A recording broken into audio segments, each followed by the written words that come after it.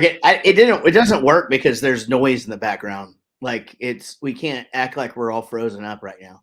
I was going to do that for the next 30 minutes while we just waited for people to comment. That is what Rob did to me earlier today. And then he bailed out on me tomorrow. So tomorrow I'm just doing a Q&A. Well, tomorrow you're looking for the new bassist for Bowling for Soup is what I'm doing. I don't threaten that yet. Because he's only been in the band a few years and it's kind of a big deal to him. So like, I don't really, it's kind of like the thing where I feel like as a parent, like the last thing I want to do, like my kid is about to start driving like next week, actually, like while I'm on this tour, actually, we have his car. He will start driving. That's perfect timing for you. You'll miss that first week of anxiety. Well, it's amazing. The last thing I would want to do is like start with like, I'm going to take your car away. Like you don't want to lead with that. So with Rob, it's just like, I'm going to make you do all the really shitty press on this tour. And then the next one, you can start threatening. Then I start threatening to kick him out of the band. Yeah, it's exactly. I think there's like a 5-year buffer of threatening to fire. I'm going to give him 5 years. And then, because 5 years we've been together almost 28 years, but he's been in 3 or 4. So, 5 years is a pretty solid percentage of time, Yeah, that's time for the boot, the threat. We could kick him out at 25. That's fine. Just always get down someone like one young dude in the band. It's always got to be like some 18-year-old as he gets from a garage. Right. Yeah, half your age. That's the move. That's what I'm gonna. If I were to play with someone half my age, it would be like a problem on the school nights. But right, sure. You guys are getting to the. We're cool right now. Yeah, even half Gary's age. I think he's 44. So, and he used to seem like a baby. Like when Gary first joined the band, he wasn't even old enough to drink. But we had been playing already for 3 or 4 years, and so none of the bars bothered to ask. So he was just this kid who was just getting really, really drunk. See now Rob is of age, and he gets really drunk. So, we know how to pick him. Well, yeah, it seems to be a theme. I remember when I turned 21, going to all the bars I've been playing for 3 years. Yeah. And all my friends were like, it's his 21st birthday. You're not even going to check his ID. And I'm like, yeah, 21 today. So thank you guys for all those X's. Oh, right. Because you've been drinking it the whole time, right? And yeah. And I, it's funny. It's funny. They don't think that shit's funny because in Texas, the person who serves the minor gets like this crazy ticket. Like, oh, it's the same here. Like a grand or something. And then like is liable and they can put you in jail and fire you. And they don't mess around here, man. The drummer we have in the Fire Below, he used to book us at this venue called Nectar's, which is like where Fish got their start. And he was the booking guy there for years. And I would always complain that I had to play at like dinner time to the old people, like the grandparents of the bands that were playing at 11. Yeah. And I'm like, hey, man, how come I only get to play when like people who don't eat with their teeth in are here? And he's like, well, start a band and then I can give you the later slots. And he's like, I'll play in it. So it just became the solo show, but with a band so that I could make like $50 extra and play to college age girls. And there you go. Yeah. Cause the acoustic set is, it's what's the happy hour set, right? Like there's money in that though. I mean, like there's it's crazy. I had this friend who used to play at like a sandwich shop at lunchtime and then he'd do some happy hour place and the dude was making $75,000 a year. That's awesome. I don't make $75,000 a year right now doing what I'm doing. I could do it twice. So, maybe I want to play more sandwich shops. Like in your real job, you mean? Right. Exactly. Like my actual job. Nope. Not for me anymore. I'm just going to play sandwich shops. I think I would eat my wage if I worked played music at a sandwich shop though. That's totally. Well, you get like one free sandwich a day, I think is how it works. Like I know I had a friend that said that he went on an interview at Chipotle and like, that's part of it. Like they give you one free entree a day because they don't want you to leave. Can you leverage that? Can you negotiate the amount of food per shift meal? Like, I don't care about the salary, but I'm going to need an extra cup of guac. Right. Yeah. I wonder. Like, because they charge you for everything there. Do you guys have Chipotle up there? We have one Chipotle. Yeah. And it's not even all that good. I'm a Moe's guy. I don't know if you guys do the So Moe's. I loved Moe's, and here's what I'm going to tell you this. I'm so glad you brought Moe's up. Moe's nailed the queso. Yep. Chipotle, and a lot of people would argue that it's because I'm used to Tex-Mex or whatever, but their queso is bullshit. Well, it's not real queso for you, right? Like, you must cringe at the sight of a Chili's with the actual Tex-Mex thing. Right. Yeah, it's essentially that. But it's I mean, people make fun of it because here really queso is like government, like Velveeta cheese with spicy sausage and like rotel in it. And we're like proud of it. Yeah, I don't know if I've ever had queso with sausage in it. I mean, that this far in the Northeast, I think you kind of lose the chorizo somewhere around Michigan. Right. Probably. I don't. Yeah. Well, Chili's does that. Chili's will put the meat in there. I don't know if I've ever been brave enough to actually get queso at Chili's. They have a skillet queso that is delicious. Okay. Well, I get every year I get like loaded up on Christmas time with like a Chili's gift card. I probably have like $600 worth of Chili's gift cards now. So you're young, right? How old are you? I'm 27. Okay, so you're young, and so like there will come a time, like where you're gone more than you are now, right? And as you continue to go and you go on tour more and stuff. Mm-hmm. Chili's is sort of our place that we will go more than any other place because we know what it tastes like. Yeah, that's important. We know it won't give us diarrhea. So like, because people will be like, dude, did y'all try this local place or whatever? And we'll always be like, no, we didn't try that because we don't know what the hell that is, Like, I'm going to load you up on the local places when you're here, and they're going to be all the stomach churners. That's actually my goal for hanging out with you and Rob. Here's the thing, though, for us, we're in a suburban and doing hotels. It's fine. We can stop and poop. When you're on a tour bus, you don't have that luxury. You don't want the Dave Matthews situation. Bowling for Soup has never gotten the bad poop press. You can't poop. You're not supposed to poop. Dave Matthews probably gets to poop because he's Dave Matthews. Like, when he gets to dump it on the overpass, I think. Then you just dump it on a boat full of people. It's amazing. That's how you know you've made it. People think it's Saturday Night Live or the Billboard Top 100. It's actually being able to dump your tour bus poop wherever you want. Is that the thing? I think it's Saturday Night Live, but for real, it's Saturday Night Live, right? Like, that's the thing. Right? So I'm a big counting. I have like a psycho Counting Crows tattoo. So for me, dude, I love Counting Crows. They're my favorite. I have a follow-up question then after you answer this. I'm so ready. I'm ready for the question now. No. I want to hear about it because I go, is Saturday Night Live? Because it is to me. It's like when we were doing all the talk shows. So like we did Kimmel twice. We did Leno when he was the Tonight Show. We did Kilborn. We did all of them except David Letterman. But here's the thing: our claim to fame. We got bumped for Tom Petty. Well, that's awesome. So it's like, okay, then we just didn't do Letterman because we got bumped for Tom Petty. I feel like the story is just as good, and there was no chance of us being terrible on live TV. Well, I mean, you could have fought it, but that guy doesn't back down. He won't back down. He won't. No. And it's a fucking free fall for your career if you fuck with that guy. If you fuck with Tom Petty, that's why the Foo Fighters are still around. It's because Dave was just like, hey, guy, I'm going to leave the Heartbreakers alone and go make this nonsense band. And they did all right. So here's what I have to. Okay, by the way, this is Troy, everybody. Troy Millette, who is in his band is called The Fire Below. Yeah, Troy Millette and The Fire Below is the name. I was too narcissistic to drop my name when I stopped doing the solo stuff. I was like, oh, no, this is still very much not a democracy. It's still Troy Millette and these guys. So Bowling for Soup was an evolution into a dictatorship, actually. Nice. I mean, I think when we started out, it sort of seemed like we all had a vote, but and now, I ask opinions, but yeah, I like to pretend that I'm going to do what they want. I'm not pretending. I really do want their opinion. It's just that if I really think they're wrong, then I'm just not going to do that. Right. It's like, are you going to be Bowling for Soup without me? Like, look at this hair. You're not going to be. That's the thing, right? It's like, like people come up to me and they go, hey, you're Bowling for Soup. Like I'm Hootie. You know what I mean? And I go, no, my name's Jaret.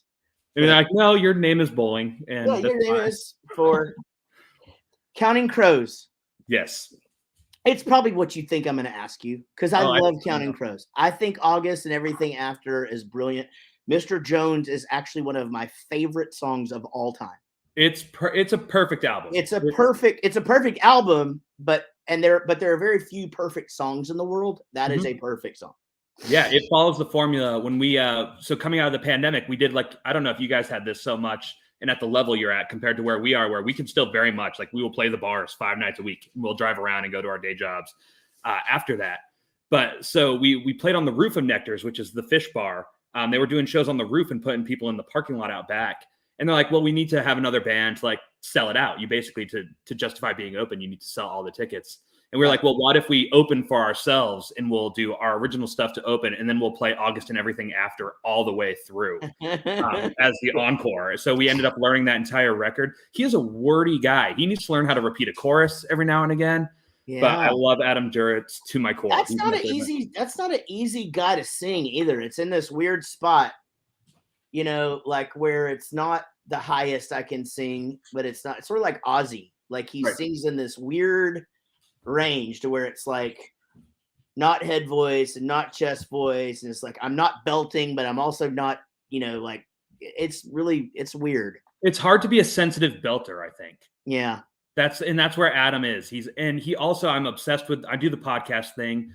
We just started a podcast, my buddy Andy and I, about music, and it's harder to coordinate getting together with someone than it is to actually record the podcast. But and we went over the Adam Duritz. We did the Butter Miracle, the new thing, which is like 4 songs that go right into one another. And I love listening to the Counting Crows podcast. He does it with an author, James Campion, and they discuss music that's not Counting Crows. And every time Counting Crows comes up, it kind of feels like you're like a little bit of voyeurism. You're just hearing something that you're like, is he going to tell us something that we didn't know? Right. Yeah. But he doesn't write. He strikes me as a guy who just has like bookshelves of his own shit, just like journal after journal full of poetry from like sitting. Yeah, you would think that. He's not. He writes like the first 10 songs he writes make the record. Like he sits down with intent to like make the record. And if something doesn't work, he trashes so he doesn't just like journal songs all the time, like write poetry and shit. I met him in at a festival, and he could not have been a nicer guy. Like that's what I want to hear. And he knew who my band was, which he didn't have to. You know what I mean? Like, cool. It was nice. So them live, man, it's tough. Oh, you're not into it? I can't. I like to sing along, which that and this is a good segue into, the reason we're even here right now, right? Is because promo. Me and Rob are coming on a sing-along tour. And the thing is you can't sing along to a Counting Crows song when they're live because he just changes everything. Yeah, I think I used those liberties when we did the cover because it's like, I'm just doing it like Adam would do it, the parts I can't sing. Yeah. As someone who, loves the Counting Crows so much, I like to dive in and like listen to all those weird live recordings. But going there after like 5 Miller Lights, it's not the show you like. It's not like going to see Matchbox 20 and you're going to hear 3 a.m. exactly note for note like that record is, What a fantastic example. Like just the fact that you pull Matchbox, that's a perfect example. I have a personal gripe with Rob Thomas, actually. I'm cool to shift gears. Let's go. My gripe with Rob Thomas is that every 5 years he breaks up Matchbox 20 to make a solo record that sounds exactly like Matchbox 20. Right. Like, what's the point, guy? Like, save some money for the rest of us. You know what I mean? I'm going to be honest with you about something, and this is absolutely a true story. I'm trying to make this like to where it's like more readable, and I love him. If Rob Thomas is watching you right now and I happen to be here, he's like, screw Vermont. I'm never going to play with that band, but I would actually do horrible things to hang out with Rob Thomas. No. So I did this. Do you know who Ryan Cabrera is? Ask 12-year-old Troy if he knows who Ryan Cabrera is. So do you know who Ashley Simpson is? Because there's my childhood right there. If we just, I had a food fight with Ashley Simpson actually, but but Ryan is from here, and he used to open up for us all the time. And anyway, so I've known him for years and years and years. So he does this wine charity thing in a few different cities each year. And he raises a bunch of money for charity, and it's super, super awesome. And he's just a really kind human being. but he had the guitar player from Matchbox 20 come and do a solo set. And then afterwards, that guy was going to do another set, and people were going to come see him play a solo set. And nothing against the guy, but his set is playing Matchbox 20 songs and then talking about what Rob was thinking when he wrote it. Okay. Not what he was thinking when Rob showed him, but what Rob was thinking. Not at all. Not like, man, I was blown away when he came in with this thing. It's like, what do you mean she hands you a raincoat? That's amazing. None of that. He's just like, well, when Rob wrote the song, he was really going through this, and just like, I'm just like, I don't know if this is this. Actually, I'm gonna be honest, it's making me uncomfortable. It's like you're Gallagher's brother, and you stole his act. It's like you're giving the unauthorized biography of a band that you're in. Like, is that a thing? 100%, right? It's just like, I don't know. Like, it'd be like if you're doing an interview, right? And they're like, well, so you guys, this happened or whatever, and I heard Chris thinks this, and you go, yeah. So you go, well, what are his thoughts on this and this and this? And he'd be like, I don't know what his thoughts are. And even if I did, am I really supposed to? Am I supposed to say that right now? I think you're allowed to say anything you want. I think I follow that philosophy, and that's why I don't get more return gigs. Is I just say exactly what I think. Troy, you're preaching to the choir. Today, a guy just said I look different, so I assumed he was calling me fat. So I told him to suck his dad's cock and fuck his mother. Yeah, that's a Troy response, but I usually wait like 10 beers until I say it. Because his picture was him and his dad, and I was like, "Why don't you suck that guy's dick?" Oh, it's probably your dad. You could go fuck your mother, and it didn't even call me fat. He just goes, "You look different, right?" You're like, "Oh, I'm sorry about that." Like I did, and then I just I'm not really mad at you. I just I haven't really lashed out at anybody in a while because I've been locked in this freaking room for 2 years. Like nobody's really said anything negative to me. Do you even have other rooms? Every time I've actually seen you, it's that same. It's like Jaret just lives in the shed in the backyard of Chris's house. My house, actually, no. I do stuff from the kitchen sometimes too, like TikToks and stuff. But my house just looks like a normal house. There's nothing exciting. So it's the allure of the studio that you get to stay there. Yeah, and it kind of just looks like, I don't know. It's like the only place where I can hang all this shit, Right. And then I can turn, like, any direction I turn, it looks different. So I started doing that during the really bad part of the pandemic where I wasn't leaving. I like hung all my guitars on this wall right here just so that I could have this backdrop if I needed it, Yeah, that looks super rock and roll compared to like, the newspaper clippings or whatever. Also, I see the now that's what I call music plaque, and that was the first. So we tossed back and forth of like doing the interview thing. And I was like, well, if we're going to do the interview thing, I'm not going to ask him any questions that anybody actually wants to know the answer to. Yeah. There's two of them. So Girl and the Bad Guys Want was on 13. Yep. Is that one. And that one went platinum. But 1985 was on 17 and it went triple platinum. So now 13 is the one I bought it was the first CD I bought with my own money. What? And then, Yep. So then I have a couple Bowling for Soup stories. I just am a fangirl of Bowling for Soup. Can you tell me without looking 5 bands that were on that or artists that were on that CD? I'm not flexing.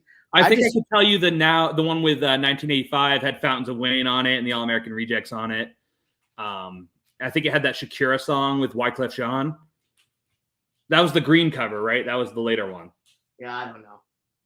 It doesn't matter. But hey, your boys Counting Crows were on 13 with me. With the Shrek soundtrack song? Yeah, do you know my story? Do you know my story about that fucking song? Were you almost in Shrek? Is that a fat joke, you son of a bitch? I was like, well, was Shrek a live action? I could have auditioned for that. No. I was in the running for the theme song to Shrek 2. What? That's amazing. I'm in the running. No, it's not amazing. And they give you Phineas and Ferb instead? I mean, that's like a sweet consolation. No, if you get a movie theme, like that's like... You're the fucking Goo Goo Dolls if you get the movie theme. You don't worry about anything for like a while, money. Like a TV show is okay. it's like, and then you get like, I don't know, like a nice dinner worth of money a month, from now on. But you get a movie once if that thing goes big international, that's it. It's all the money. So anyway, I'm in the running. I'm in the top. It's down to 3 songs. True story. And fucking Adam writes his first ever happy song ever. Yep.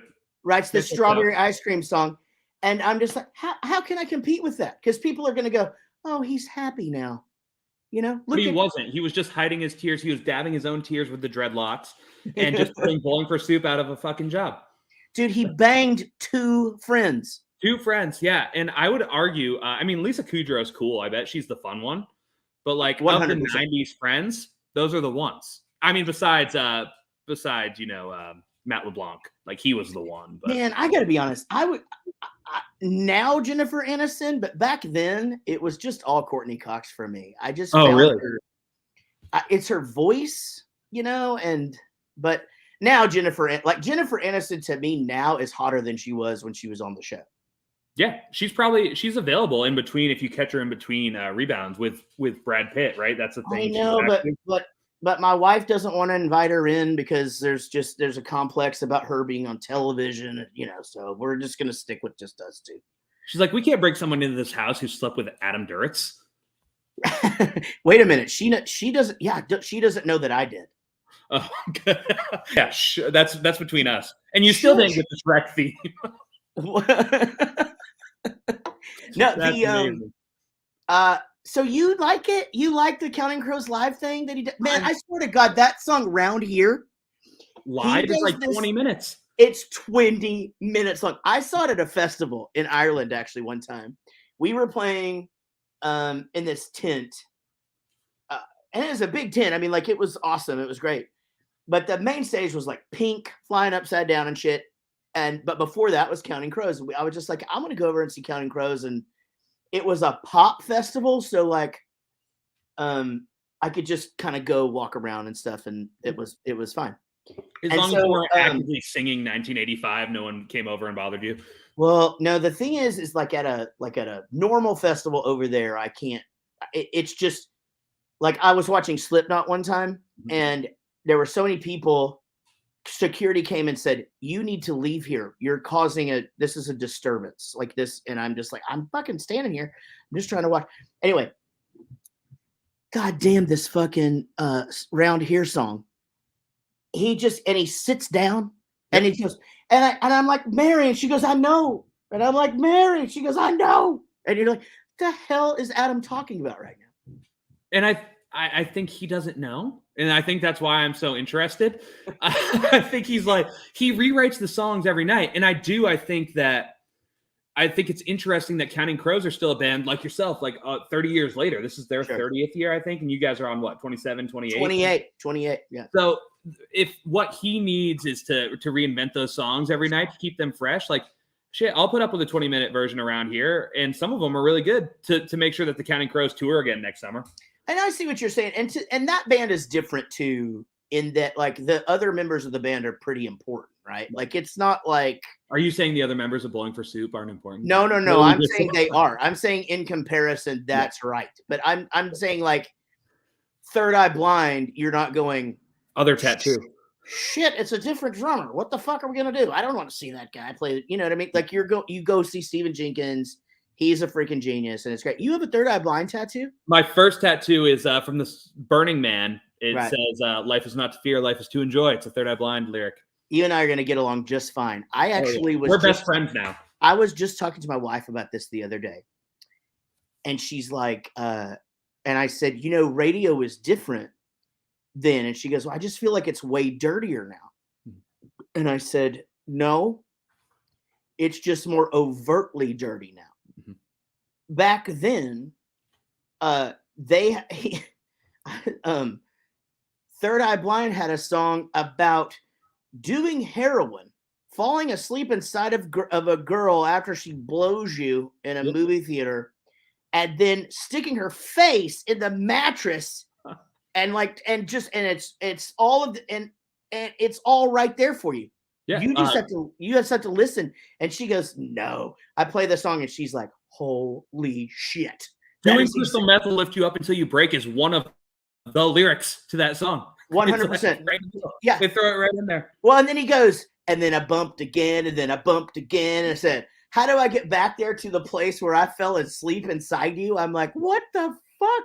Those little red panties, they passed the test. Yeah. Around the belly, face down on the mattress. Oh man, Troy, I had this girl one time. I was leaving to go on tour, and I had been seeing her for a while, and she had these little red underpants, and they passed the test. You were took out your rubric. She wore. This might be gross, but for you, but she wore them for a few days and then put them in an envelope for me. Oh man, I get a lot of mail. It's usually credit card notices, but she didn't send it in the mail. She didn't mail it to me. She just like handed it to me. Oh well, that's like not a batch of cookies or something. I got to get a beer. You tell everyone about the show. Yeah, so we are playing Troy Millette and the Fire Below with Bowling for Soup with Jaret and Rob acoustic sing along, the Double E in Essex, Vermont on February 23rd. If you come, Jaret and I will let you buy us beers. Yes. That's my favorite thing as a musician is to A, sleep on people's couches, and B, have them buy us beer. The great thing about this show is I want everybody to know, because I know a lot of people are watching on your page right now. We're broadcasting to your page, Bowling for Soup, my page, our fan page, and to Bowling for Soup's YouTube. Nice. And we had 2 days off on this thing. And you and I were talking about something else completely different. And I'm like, where do you live? You know? And you're like, I'm like, please stop asking. Yeah. Yeah. Seriously, there's a guard posted at the door. Shut up. It's a gated community. But I said, you think there's like a place there where we could come up there and play, you know? And Troy set this show up. We're playing this super cool. It's like a movie theater that's converted into a venue, right? Yeah, it's like an IMAX. It's like a fake IMAX. It's called T-Rex Theaters. So they have the big like red recline seats, and the stage that they put in there is actually the stage that the Grateful Dead played like some of their farewell shows on, up in like the middle of a farm field here in Vermont. Really sweet venue, really cool. I've been bitter for since 2005 because our local like dingy, my favorite like dingy rock club in the area, Higher Ground. When I was a kid, Bowling for Soup came and played. Yeah, I remember that venue. Yeah, it's still there. They just announced today that they're moving to a bigger facility over with Burton Snowboards, which is awesome. Right. But so my mom bought tickets, and I like talked my mom into buying us tickets because I wanted to go see the band that saw 1985, and we went, and it was an 18+ show, and they turned me down.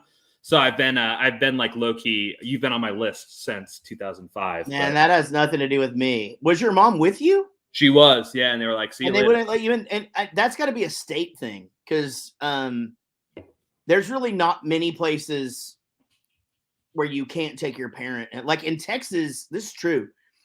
You could be sitting at the table and your mom can go, "I'll have a margarita," and then she can give you a drink of that if she wants to. Like, my mom wouldn't have. She would have done it to spite me. She doesn't even drink, but she would have ordered it. She's been like, "Oh, you want this, don't you?" Oh, you want this whole thing. And then my hair's doing like a half stick up thing. I've never. That's how I wake up in the morning. I think. Let me solo this for you guys. Oh yeah. What is happening right now? Like half of it. It's like cotton candy. Okay, it's a good look, though. That's the trademark look. I think I have an idea for a fan-funded movie that you could be a part of since you don't have enough projects. And it's like the movie The Santa Claus with Tim Allen. Yeah. But instead of putting on the Santa suit, someone has to get that haircut, and then they become the singer for Bowling for Soup. I think it would be huge. And then, it's so good. But they have to look like me now. So they actually grow a belly like Santa Claus. Right. And the beard, they like and then just like the beard, and then all of a sudden they can't see anymore, so they've got glasses. And the scene where all the packages come, they're all just envelopes with red underwear in them. Yes. I'm excited about that show, man. T-Rex Theater in Essex, Vermont. It's been a bit since we've been to Vermont. That's the home of Ben and Jerry's, right? Oh, it is. It's all it's home of all the cool stuff that's now conglomerized. So Burton. what's the deal with Ben and Jerry? They're in trouble for some political shit, or they say some racist shit. What happened? No, I think it's the opposite. I think like all the Trumpy people are like, Oh, hey, like why are they putting Colin Kaepernick on their ice cream? And I think did they put Colin Kaepernick? That would make sense. So they put Yeah. Colin Kaepernick on. Okay, I got it. Yeah. Yeah, and it's fun. It's funny because it's kind of like it's conglomerized, but the two dudes, Ben and Jerry themselves, like still sit on the board. So a lot of the flavor ideas and like the political drive comes from them still. Sure. So it's like a big, small company, which similar to Burton. Burton is like global now, and every Olympics game you watch, there's a Burton logo in it. But they, you can run into Donna Carpenter Burton at like the Jolly at the convenience store down the road, and she just like will shoot the breeze with you. It's great. It's and amazing. is Burlington Coat Factory from there too? No, that's a different Burlington, but I'll claim it if you need another cool Vermont thing. No, I'm good with two. And maple syrup and cheese. We have those. Vermont cheese? What's that? It's like Cabot cheese is like the best cheddar in the world, supposedly. Is it like super sharp or? Like... They do variations, but there's some cheese tasting, Miller Lite and cheese tasting. What? Send it up. I'll do it. I'll make it happen for you. Man, I don't know if I want to do that on tour though. I'm gonna be honest. Like that sounds like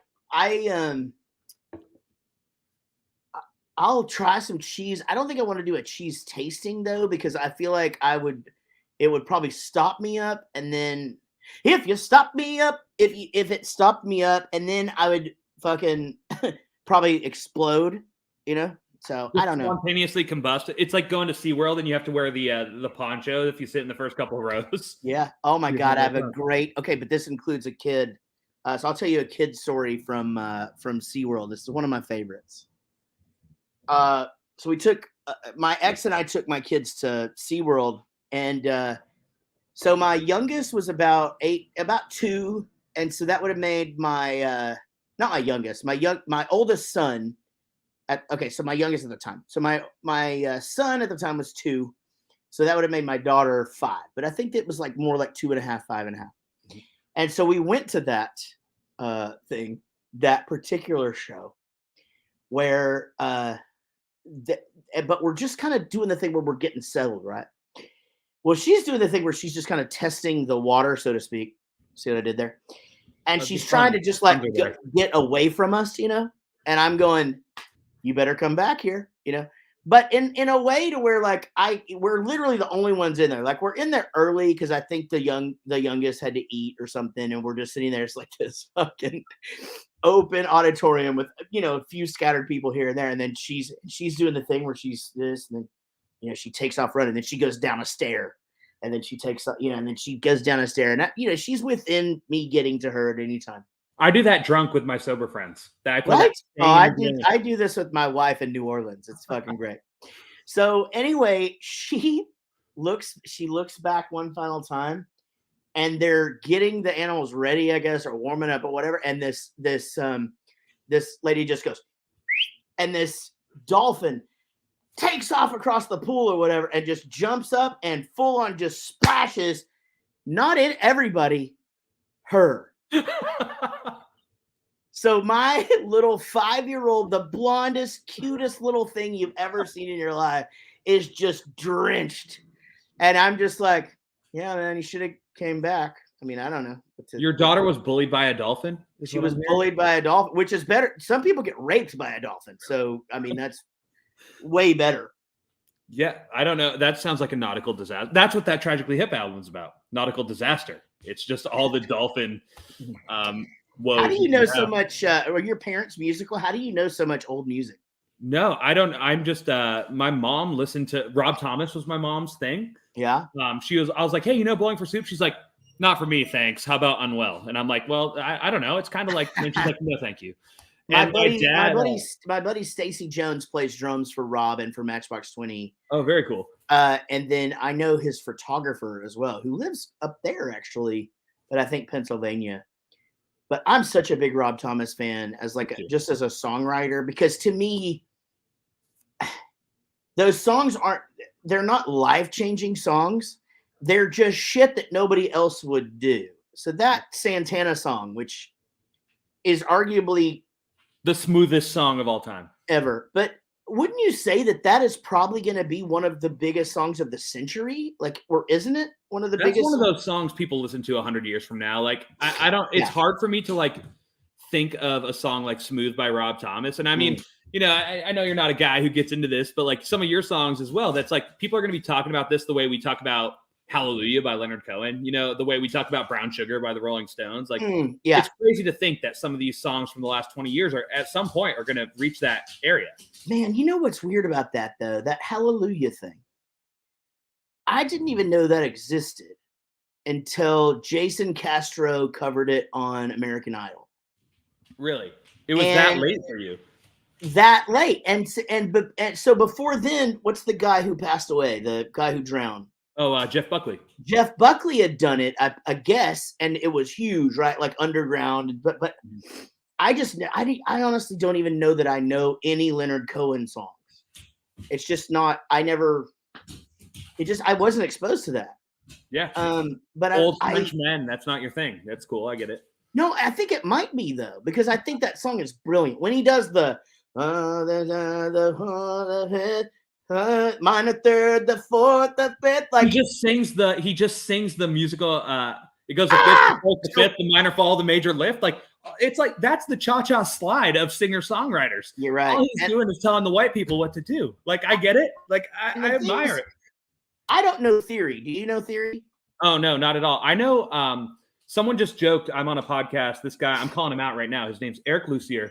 And this guy said, if I was ever built a custom guitar, I could save time and money, and they could only put 3 frets on mine.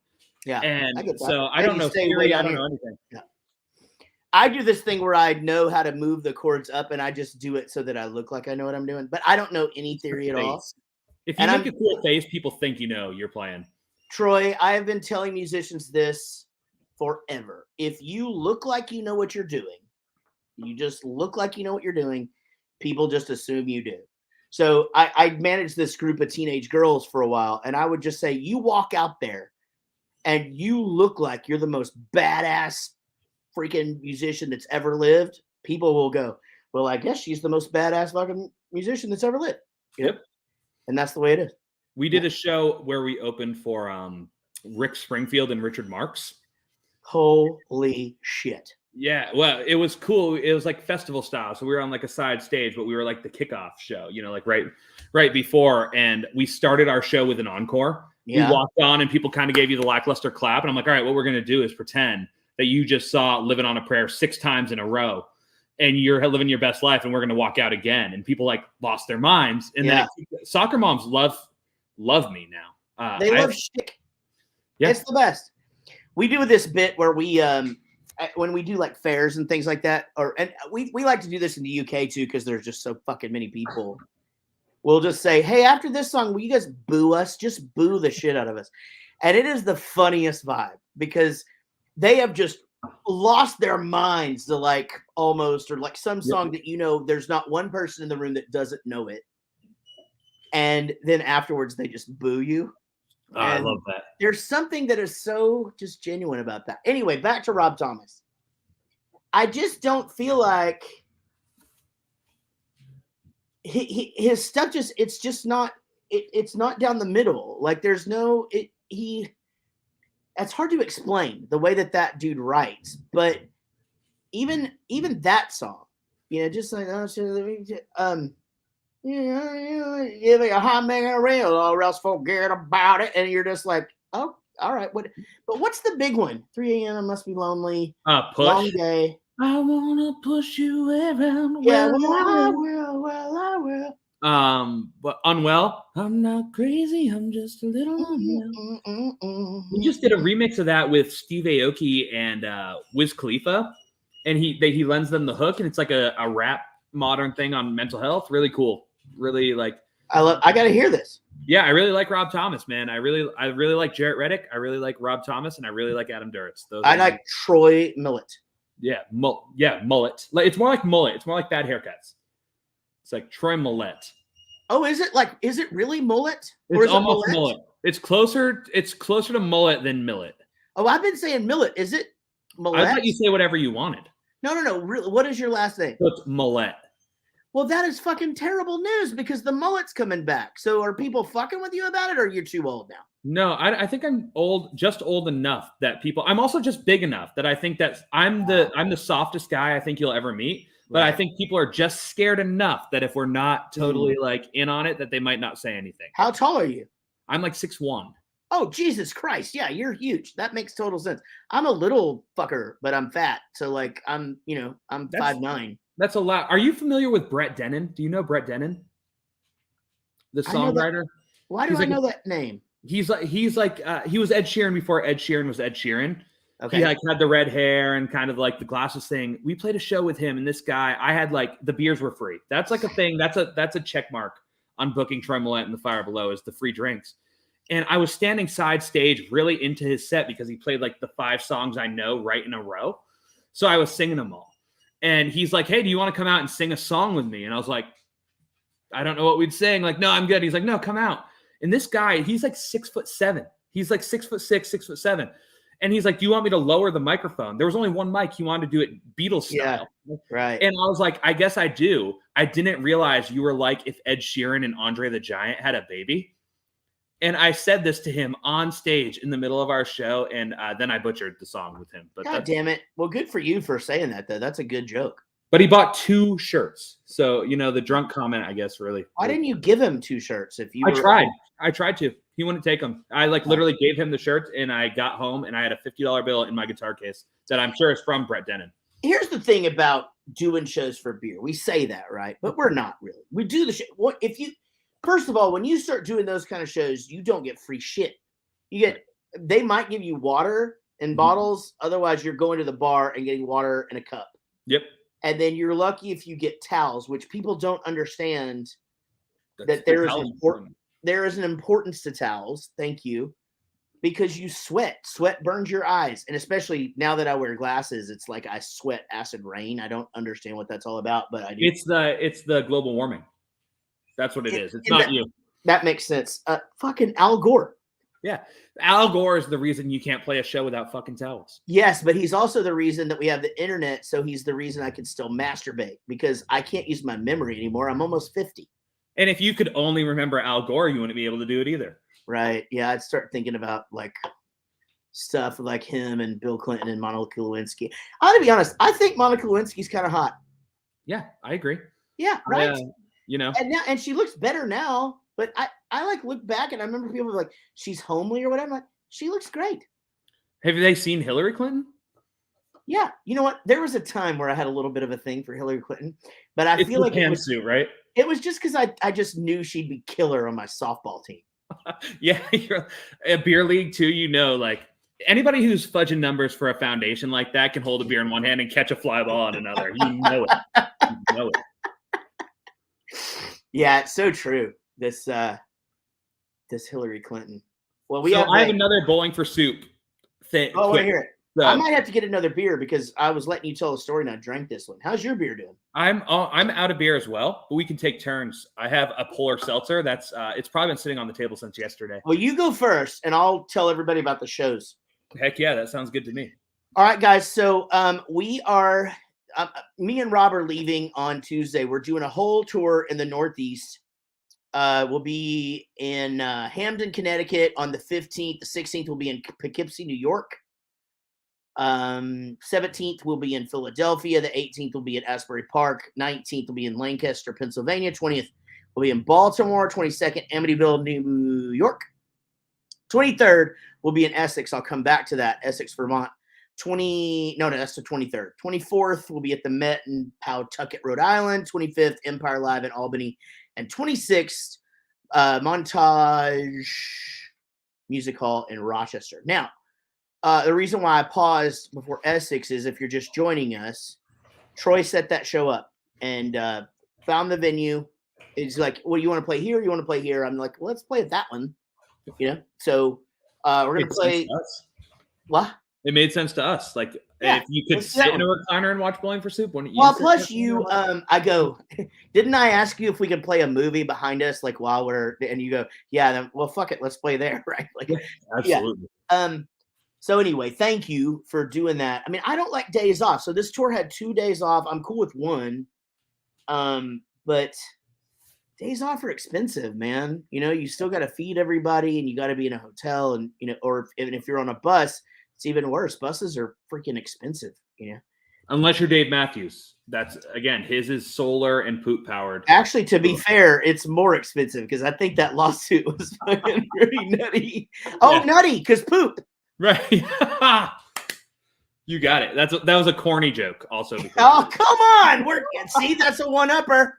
That's a one. I'm just kidding. I was drinking yesterday, and I was like offended with my friends at dinner. I was like, oh my God. I was like, I just want him to like me. He's my childhood hero. I just want him to No. I was just fucking with you, right? I'm a ball buster, man.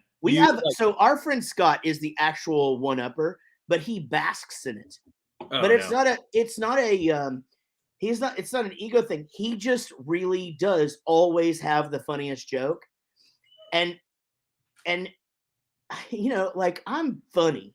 My friend Linus is funny. Like, all of our friends are funny, but this dude is just like next level at just how fast he is, and just where you just come and you just go, what? How did you think of that? Like, do you have a friend like that? Because you're a funny guy, or are you really the one upper? Do you have I think I'm an unintentional one upper in the sense that if you drink 5 beers and Google what a one upper is because you're upset that Bowling for Soup said you were one on Facebook Live. What does it say you are? Oh, it says it's like a mental health condition where you need to put people down to make yourself feel no. I was like this guy. I was like, I bought 6 copies of A Hangover You Don't Deserve, and he's going to call me a one-upper on Are Facebook. you being serious? You didn't really have your feelings hurt. You're joking. No, I'm just kidding. But no. That is not. First of all, I don't fuck around about mental health. Secondly, yeah, me neither. I work in mental health. That's my day gig. Okay. So secondly, well, I'm a severely depressed, anxious, really, really happy dude who tells jokes. Yeah. But and I don't fuck around with that shit. So anyway, no. The one upper is just that, like, you just have, like, you just always have a funnier joke. Oh, so, I'm an unintentional one upper because I like to keep the conversation going. I'm chatty. Gary is called the Cobra because he doesn't say anything ever, and then he'll just finally say something, and it'll be the funniest thing of the night, and you're just like, you son of a bitch! I was trying so hard. Damn it! Okay, I'm gonna get my beer now. Yeah, absolutely. And we're gonna talk more about the double E. I didn't hear you. I'm sorry. I was one-upping. I was talking. God damn it, Troy. It's my thing. I also, on top of my movie idea, I have a podcast idea because of bowling, and it's called Jaret Reddick Strikes Out. And it's just dating advice. And it's just you and I going back about why. Because I was really excited when we announced this show. I was like, all the girls from high school, all of a sudden, I'm like, I'm going to walk through the fucking halls like Ric Flair in this robe. And it turns out that opening for Bowling for Soup carries about as much clout if I were to open for Rush with the girls in my high school. Oh, yeah. Yeah, I mean, chicks dug us for a while, but I'm almost 50 and I'm married and I've got kids. Nobody gives a shit. I mean, I don't know. Some chicks still like me because I'm funny. Yeah, that's my thing. That's why I go. It's like they're like, "Oh, you write sad love songs? You're caught up on your ex and you're funny? Like emotional damage. Okay. Let's do it." Yeah. Okay. Okay, I like this idea. I have been sitting here thinking that I think we got a good vibe. So we should definitely discuss that. I think Jaret Reddick Strikes Out is really good, but I think it should be Jaret and Troy Strike Out. And we just but the only problem is like getting that. It's so hard to get people to send you that content, right. Like we'll put out a thing and be like, I mean, there's like the listenership of both my podcasts is pretty good. I mean, it's pretty good. And on one of them, it's like really good, but it's on the radio. It's on an internet radio station. So basically it's like when you ask people to do it, right?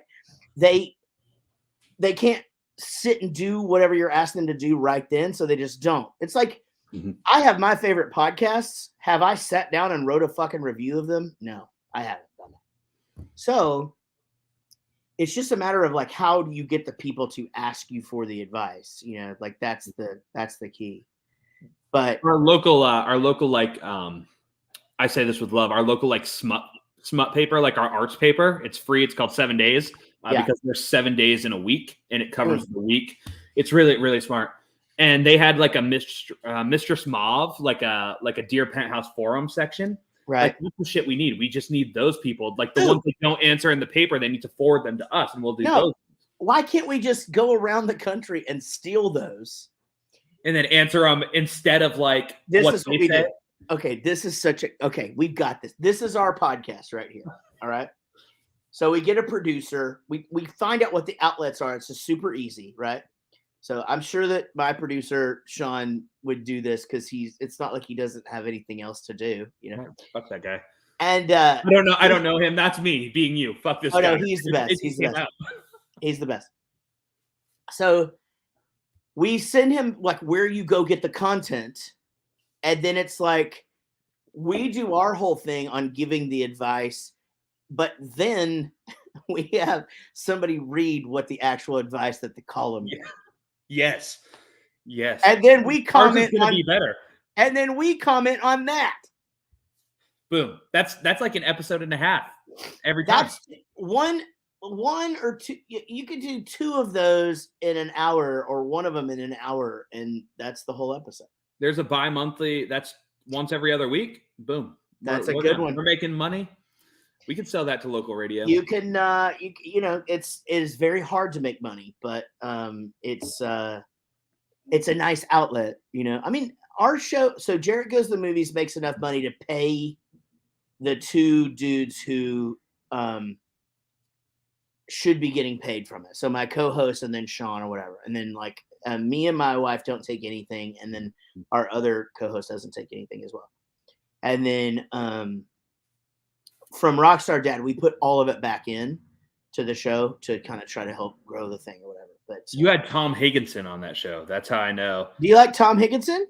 Plain White Tees? Are you shitting? That's the reason I do what I do. I think that and Stephen Jenkins. Those are the reasons. Tom is a great dude, and he I'll never forget. So I've known him for. Just in passing, like, okay, so it's like there are people like within my genre of music where you'd be like, do you know this guy? I'm like, I know him, but I don't have his phone number. Tom Higginson, Troy Millette. Well, no, Tom, I actually had his phone number, but I it's not like I texted the guy. We would like, oh, hey, what's going on? Like, I know who you are, you know who I am. It's that thing like where anybody who's in your industry, if you know them and you see them, you don't walk up and introduce yourself because that almost seems like you're being a dick. You know what I mean? So, but when we had him on Rockstar Dad, he had the craziest fucking mullet I've ever seen in my life. Oh, and he bleaches the center of it. I just almost knocked my own hat off. I was so stoked about nuts. It looks like a wild animal. It's amazing. It's amazing. It really does look like a wild animal is on his head. That's the perfect description. Yeah. And so I remember, and I actually asked my wife. My wife's 18 years younger than me. Nice. And so I go, is the mullet coming back or whatever? She goes, yeah, I think it is. You know, like all of these kids where we live are all doing that. And then like the next weekend, we went to the casino for just like a couple of day getaway. We drove into Oklahoma. It's like an hour and a half away. And at midnight, all of the 18-year-old kids come in. They can't drink, but they can gamble. Mm-hmm. And every single dude had a mullet. And I was just like, oh, my God. So I had a mullet my freshman and sophomore year, but we called it a bi-level back then. A what? A bi-level, as in 2 levels. Oh, nice. Yeah. So you guys were linguistic back in the day, is what I hear. What did you call me? Linguistic. Oh, no. We didn't eat a lot of Italian food. We it was mostly Mexican. Good. Yeah, not a lot of linguine. So I found myself at brunch at the local dive bar it's like it's the place that like it has the older regulars, like my mom's friends would go there, but like it has like the best brunch in town, and you leave there for like a $20 bill and you're shit-faced and you're full. And this guy, the owner, we've played there a handful of times as like favors. And the owner was like, hey, I actually used to be in radio on 95 XXX.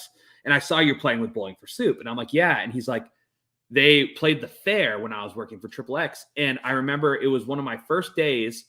And that they asked me to go get their rider materials, and on the rider was a kiddie pool and 330 racks of Miller Lite. Mm-hmm. And I was like, I'm about to have the best fucking time of my life on the 23rd. Yeah. So and he sent me a photo. I don't know if I sent it over to you. You did, and I'm sorry I didn't comment on it yesterday. It was crazy, but so there's a reason for that. So you said we're doing a fair. So the reason that we're doing the kiddie pool is they didn't have any coolers. Yeti wasn't around back then, right? That was like kiddie pool is what the brand for your cooler. No, we did that. There had to have been a reason for it, that like we were just trying to be creative, and that they were like, hey, we're not going to provide you with we're not providing alcohol, is what fairs try to get you. You know, they try to go, we're going to pay you a shitload of money, but we're not going to buy you beer and cheese, you know, and you're just like, joke's on you. I drink Miller Lite. I can buy more than I can drink for $30. 100%. Yeah, that's true. I don't know. I'm pretty good. It's expensive now. The Wade Boggs episode of Always Sunny in Philadelphia, like where they drink on the plane and they try to see how many beers they can do and they tally them on their own t-shirts. No, I don't think I do.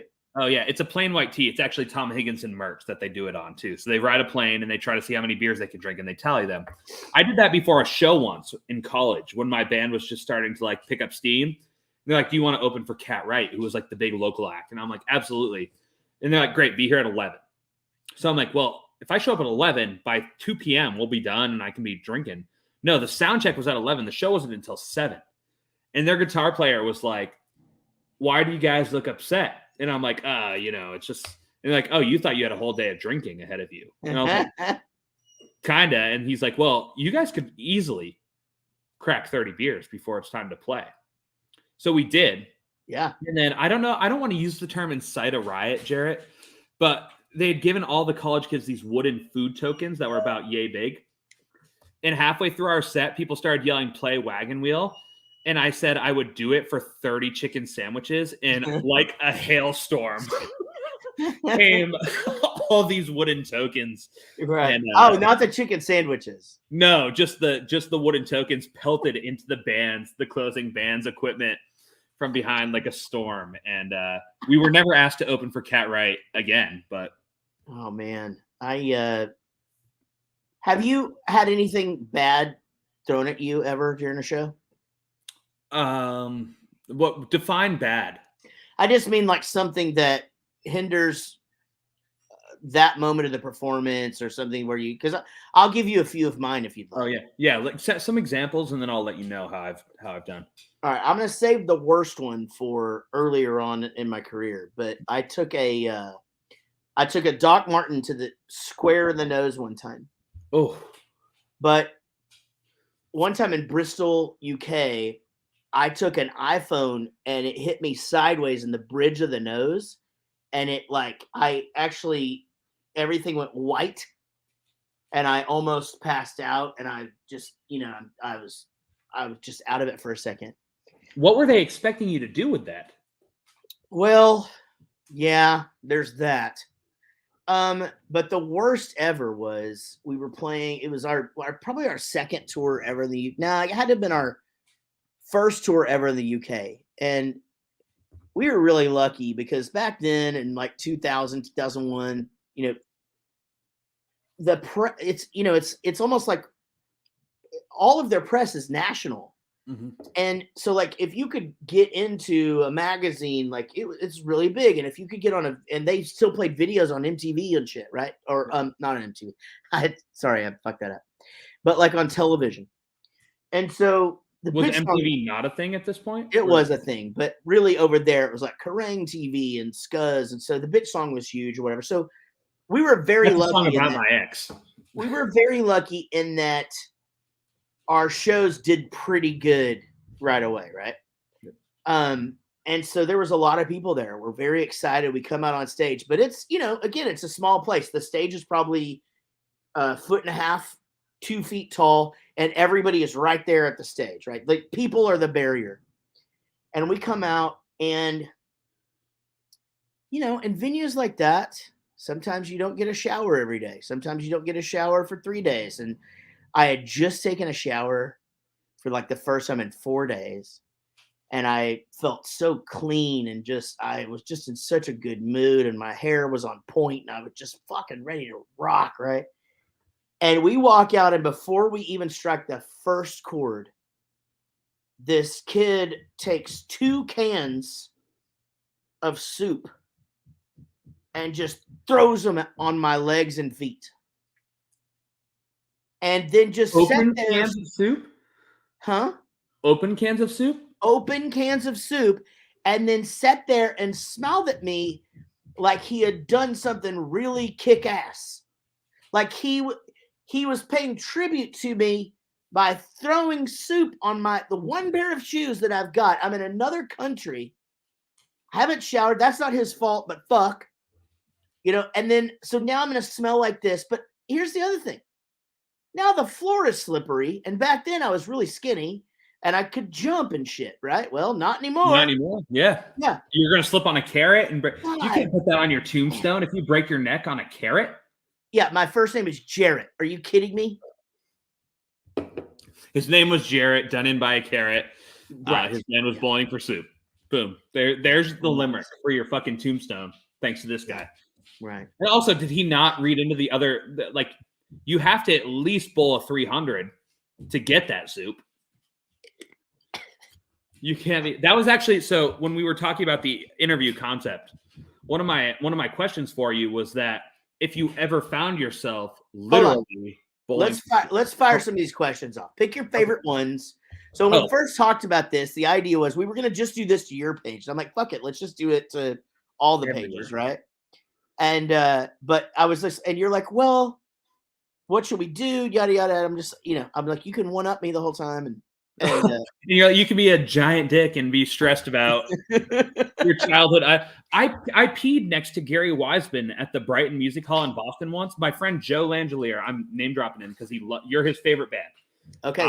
So he'll be there with the girl, with a girl. I won't be there with a girl. That's how you'll be able to delineate who's who. Joe will be the one with the girl. But we went to Boston to see you guys play, and Third Eye Blind played the next night. So it was a weird Saturn return for Joe and I, that you guys ended up being in town, and then Third Eye Blind announced and they were going to be in town. And then Joe's favorite baseball team is the Red Sox, which is gross, and mine's the Braves. And they were playing. So in 3 days, we saw the Braves and the Red Sox play Bowling for Soup and Third Eye Blind in Boston. We drove 3 hours. It was fucking incredible. Insane. So guess what baseball team my son plays on? The Braves. It's got to be the Braves. But for only another year, that'll be they're changing it. The times, they are a changing, Jaret. Yeah, that's a whole nother podcast, Troy. I've got nothing but time. My record's not doing all that well. You're the one with things going on. Oh, you mean if we talk about that? Yeah. But I'm from Texas, man, and the rest of my family is from Oklahoma. So to us, it's in that regard, anyway, where they're trying to avoid, the word Indian and all this, it's literally just on the buildings. Right. My high school school mascot was the Bullets, the Bellows Free Academy Bullets. Oh yeah, that's under fire right now. Of course, well they changed the Washington. They changed the Washington Bullets already. But my college was the Midwestern State University Indians, and now they're the Mustangs. Yeah, which is bullshit. Not because that the Mustang's electric. No, but the bullshit is because the fucking Mustangs were my junior high, and that's in the same town. Oh, yeah, that's cheating. That's cheating. Also, I just noticed that I don't know where my finger is here. Am I the same spot? That blotch right there looks like Joe Camel. Oh, yeah, it does. Holy shit, you're right. I noticed that yesterday, but I was like, I'm not going to one-up and comment that. Oh, okay, well then, and you can't see, if you go down there and you go diagonal from him, down towards the corner, there's a sideways smiley face. And there's an apple. And then E.T. coming out of his head. Oh, yeah. Okay. Oh, dude, you want to just do this for a while? Yeah. Here's our third podcast. Okay, hold on. So you're gonna ask. Okay, so you were gonna interview me. By the way, me and Rob are going on tour. It's gonna be awesome, and Troy is playing with us at February 23rd in Essex, Vermont. Okay, just take us the whole way. We're not busy. What? I said, just take us to all the dates. We're not busy. You want me to take you through all the dates? I would love to go through all the dates. Hey, if you need to pee, actually, I need to pee. You want to play? Can I play a song and then we'll come back? Heck yeah, that sounds good. I'm here, and I have questions for you. Okay, do you have a request? Oh, my favorite, the Bowling for Soup song I'm going to leverage singing with you is either your Erase Me cover, because we used to do an Erase Me cover, or Turbulence, which is like one of my favorite songs of all time. Shit, I don't have that one, but here is your favorite cover of ours, and me and Troy will be right back, and then he's going to interview me. My shawty, yeah, that my baby. Oh, Lord, man, I swear she done erase, man. She said I don't spend time like I really should. She said she don't know me anymore. I think she hates me deep down. I know she does. She wants to erase me. A couple days, no talking. I seen my baby, and this what she tells me. She said, I keep on running, and nothing works. I can't get away from you. No, I keep on ducking, and nothing helps. I can't stop missing you. It's like I'm her new nightmare. She ain't escaping. It makes me feel a bit complete. Yeah, knowing someone you love don't feel the same way about you. Memories they soon delete. A couple weeks, no talking. I seen my baby. I've missed you so damn much. Hey, I wish we could start over. I told my baby this what that bitch told me. She said, I keep on running, and nothing works. I can't get away from you. No, I keep on ducking, and nothing helps. I can't stop missing you. Cause I'm in the magazines, I'm on the TV. No matter where you are, you might hear me. I'm in the magazines, I'm on the TV. No matter where you go, you might see me. Yeah, it was first glance, and I knew I had the chance. I was like, you so sweet, and you gave me your hand. Bad thoughts, but you care. Never alone, you there. It's just me and you. Give a fuck, who cares? But sometimes we argue. Gotta speak about some things when we don't want to. We gotta carry our pain when we don't want to. We gotta stand in the rain when we don't want to. Girl, please don't erase. Oh, why he gotta erase me? It's cool, I don't really do no chaser. From the bottom, I can really say I made it. I top scholars for a brain so amazing. Big ballers from seeing where the braves at. Not a model, but I swear she look amazing. My shawty, yeah, that's my baby. Oh Lord, now I swear she done erase, man. I keep on running, and nothing works. I can't get away from you. No, I keep on ducking, and nothing helps. I can't stop missing you. She said, I keep on running, and nothing works. I can't get away from you. No, I keep on ducking, and nothing helps. I can't stop missing you.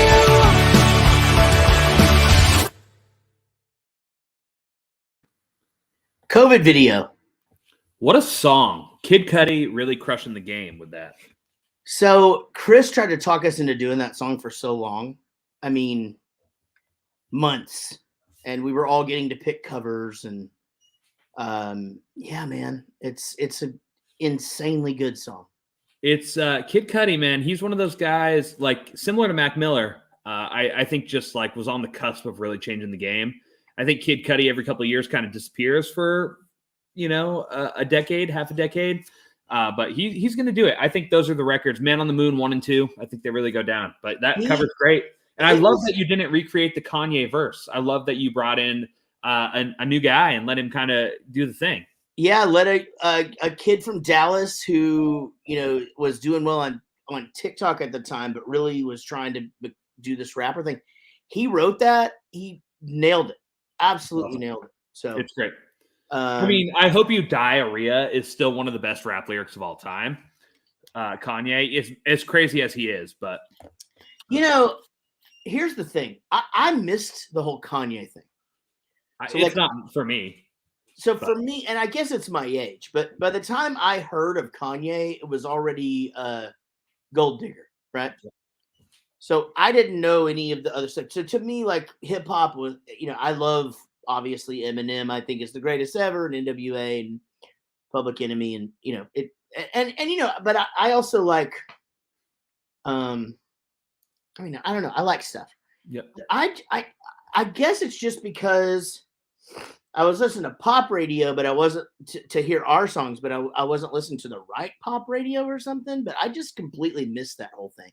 Well, I think that you guys like kind of came up. I was gonna say grew up, but you came up in like the payola era, right? So you guys were doing the shit where it's like if you listen to. So I remember that Higher Ground show I talked about where my mom got tickets the night before Lindsay Lohan played when she had that one song, and I just remember that they would play 1985, but then they'd give away tickets to see Lindsay Lohan. That's right. And it's kind of that's the thing. And it didn't make sense to me then, but now knowing what we know about the early 2000s radio culture, like that was the shit. That's what's happening. Well, first of all, nothing's changed. It's just different. Okay. There's still a distribution of money that happens to get songs on the radio. It's just how they do it, because essentially radio stations can't function from selling Gatorade ads. They just can't do it.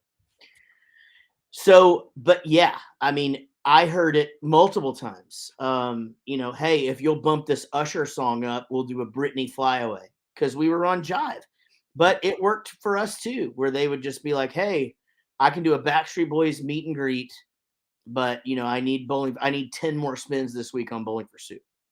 And 10 spins is huge as someone who like, we're independent band, and we've done really well for ourselves because I'm not afraid to strike up the conversation like you and I did. It's like, what's this fucking guy? Like, he seems real. Like, he seems like a cool guy. Like, what's the worst thing to say? Is like, I'm not going to listen to your band or respond to your message. That's fine. That doesn't hurt my feelings, And I think we've been lucky to play shows with Counting Crows and live. We played shows with Rick Springfield and Richard Marks. And it's just like, strike up those friendships. But radio plays are expensive, even on local radio. To get a local spin, it's like, you got to basically find a local business who's willing to be like, Ray's Farming Yards. So, sponsors Troy Millette and the Fire Below, and you get 3 spins a day, for a week. And it's tough. It's a tough industry.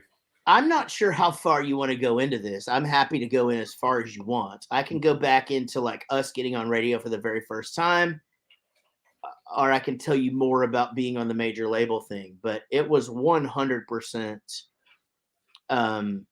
it wasn't enough that your song was good. In Dallas, it worked out okay, and a few areas like that. But I'll just tell you this right now: we got added to a station in Abilene, Texas, that reported back then, 96, off of our Rock on Honorable Ones album. The song was called Scope. Is that the one with the bowling cover, or is that the toilet bowl cover? No, toilet bowl cover is like 2009. The cover of this one were like cartoons. This is early, okay. Like before we got signed. Okay. But we wanted to be in rotation on this radio station. True story. This will age it for you, actually, Troy. Oh, I'm ready. They were like, go to this store and buy 6 VCRs. Bring them up here. Put them inside this door. True story. And they gave away the VCRs, and we're on the fucking radio. And then after we were on the radio for a while, they were like, go buy 6 VCRs. We went and bought 6 VCRs. We put them in the back door. And so it's not any different than now. So what you're saying is you're going direct to the business. I mean, now you go to a broker who essentially is going, all right, well, I'll get it on this. You pay me this much. Now the radio station pays me as a consultant so that I can give them this money, and we're all working around it. Yeah, VCRs. That's So I've always said that the Fast and the Furious movies don't hold up because in that first movie they stole a truck full of TV VCR combos. Right. So I don't know. I don't want to be this guy, but like, does Bowling for Soup's career not hold up because they had a series of VCR robberies? I don't know. I do a movies podcast. And which I'm going to be a guest on now, is what I'm hearing. Oh yeah, for sure. But what the funniest thing is, Troy, is how many movies that anything before 2005, you just go, well, that couldn't exist without a cell phone, you know? And so the Rundown with The Rock, the movie that made his career, it's like he was one text message away from backup. That movie does not exist. Right. I mean, it's and of course they have those same. It's like the I talk about this all the time where they get in an argument, right? And the person walks out and you go, no, Dwayne, don't. Oh, man, Dwayne left. You know, it's like, when has an argument ever ended like that? Never. No, Google you follow Dwayne out the door and you hash this out. Yeah, Google killed the bar. I just had this argument the other day, this discussion the other day. Google, you never have to argue anything in a bar ever again.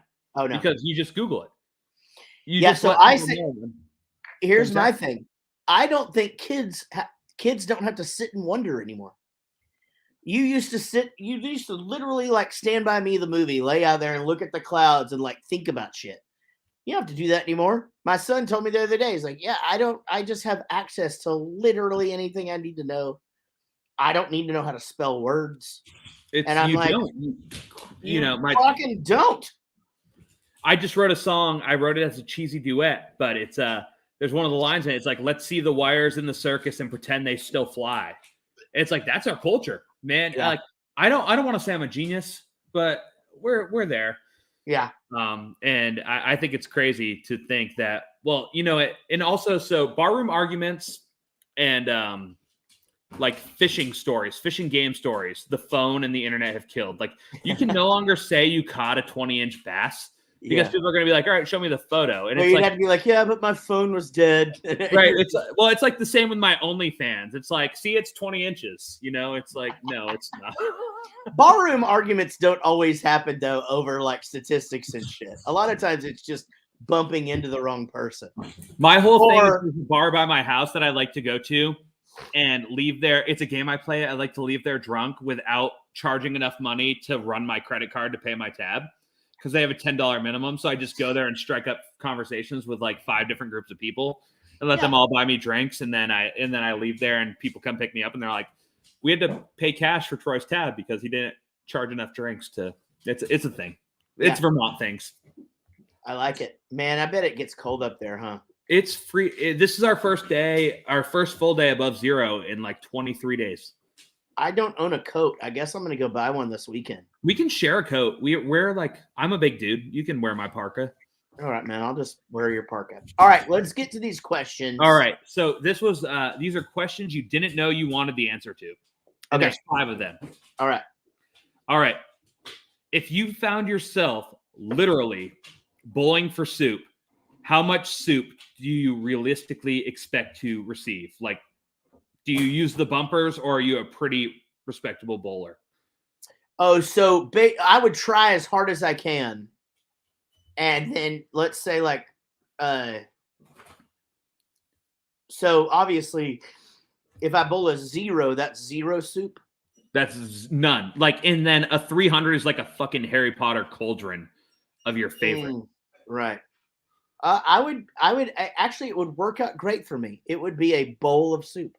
You would get a bowl of soup. Yeah. I don't know. A bowl wouldn't satiate me, but if I like stole some free breadsticks from the guys in Lit next at the alley over, right, that would be it. I have an affinity with the band Hanson. That also furthers my interest in you. Is the first time I ever like got a girl to go upstairs with me. We listened to the first Hanson CD. So I do these vinyl Facebook like auctions, and I just gotten one and I bought the first Hanson record because nostalgia just took over and I couldn't stop bidding on it. And I spent like $30 on the first Hanson record on vinyl because I was like, the first girl who ever showed interest in me would want me to have this. If you ever need, to take somebody and, to the show and get like really good seats, I'm your boy. Well, the 23rd. That's what I think we need to sell some tickets to that. Actually, I'm thinking like, what can we offer them? We can offer them like a signed poster in Essex. I would sign some posters of Hanson. Well, do you know, is Taylor busy? He is busy right now. They have new shit out, and like that dude's not doing anything. He is very. There's a lot going on in that dude's head. He's so musical, but he's also got fucking 5 kids. That's the worst. Kids Zach has like 7. I don't know, man. But Taylor is a good dude. So one of my favorite people. One of the sweetest human beings I've ever met, for sure. That's amazing. But yeah, if people are buying in the comments over here, I don't know which way it is, but if you're buying tickets, man, I'm willing to sign some posters or give away some Fire Below t-shirts if people are commenting that they're buying tickets right now to our T-Rex Theater show at the Double E in Essex, If Vermont. you are buying tickets to our T-Rex show right now, yeah, whatever we got to do, we can give away something. Yeah, me and you will. I'll give them this shirt. This is a sweet print shirt. You can have this one too. Actually, you guys might not want this one though. I don't know. Oh, it's not like you fuckers have a football team. What do you give a shit? I'm a Cowboys fan. I've been diagnosed with this since 1994. That's common. It's common when there's a bunch of. It's really weird. There's a bunch of Cowboys fans where I live. Well, because you're from Texas, that makes total sense. I live in Dallas. I'm just kidding. It was a joke. Okay, I've got 4 more of these questions. All right, let's do these 4 more, and then we're gonna call it a night. Here we go. Perfect. All right, so 2022 is as close to 2003 as 2003 was to 1985. What pop culture references would make the video for a song called 2003? So 2003. Man, this is tough because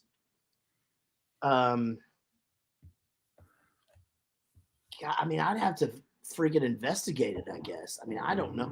Isn't it funny though, like how by the way, can you hear the guy out there drilling into my roof? Oh, I hear someone getting drilled. Yeah, somebody's out there getting drilled. People have, I've watched the comments of people asking about my dog, and his name is Dak, by the way. Speaking of the Cowboys, my dog has just been a giant jerk this entire stream. So thank you guys for putting up with it. All right, here we go. Here are some things that happened in 2003, right? Space Shuttle Columbia disaster. So I don't think that one would make it. That wouldn't be a real downer. I mean, I don't feel like that's the one. They found a really old planet. God, this is terrible. What did I click on? You've done the Aaron Lewis thing. You can't be bashing on that. What, did he have anything going on in 2003? Well, they came back with that like I'm on the outside. That was like a later hit. Or not that one. Right Here Waiting. I love Aaron Lewis. He's such a great songwriter, man. He really is. I can see through you, see your true colors. And how many bands tried to be Aaron Lewis? That's the thing, is like when people talk shit about Nickelback, I kind of take it personally. I've taken it on me because Chad Kroger's not going to address it. But How many bands tried to be Nickelback? As many jokes as you can make. Nickelback and Coldplay, how many bands tried to be Nickelback and Coldplay? Who gives and what does Chad Kroger give a shit? It's crazy. It's just he bagged Avril Lavigne. He's good. He's good. Yeah, man. I don't know. I'd have to fucking. I think it'd take research. I think the reason why 1985 makes it. First of all, I had a bit of a head start because SR-71 had already done it.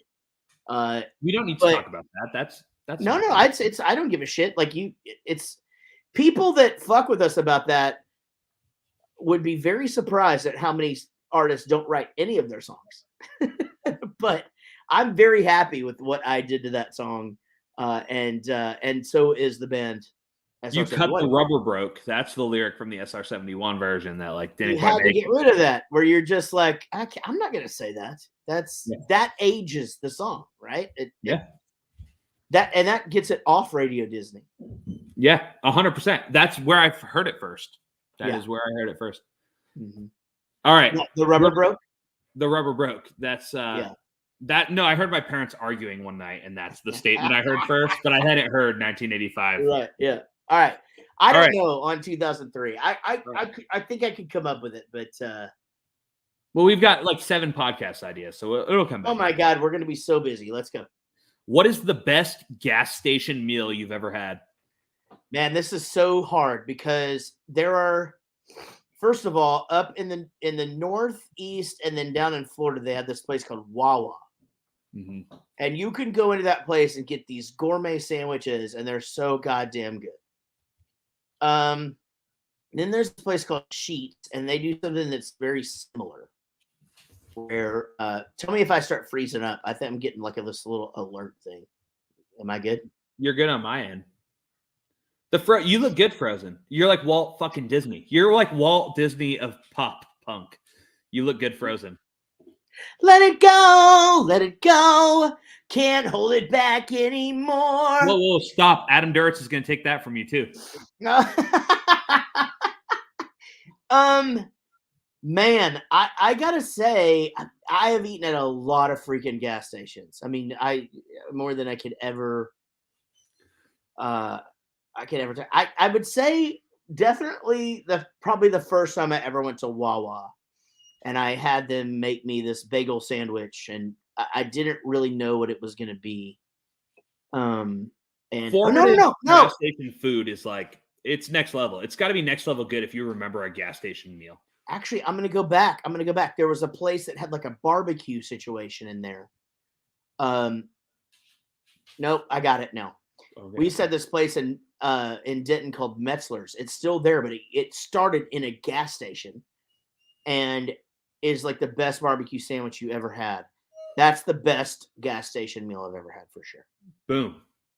Nailed it. All right. So there are some pretty serious moves in your Alexa Bliss music video. Yeah. If you ever found yourself wrestling in the WWE, what would your finishing move be? Man. Mine would be a low blow. Oh, you just hit him in the nuts? Yeah, that's what all my songs are about. Or just my ex-girlfriends low blowing me. Kicking you in the nuts. I just went to see WWE with my grandpa, by the way. Best time on the planet. Yeah, it is. It's a fun night. So you'd have to dig into my history a smidge. But when I first started out in Bowling for Soup, I didn't use my own last name. I actually used Von Erich.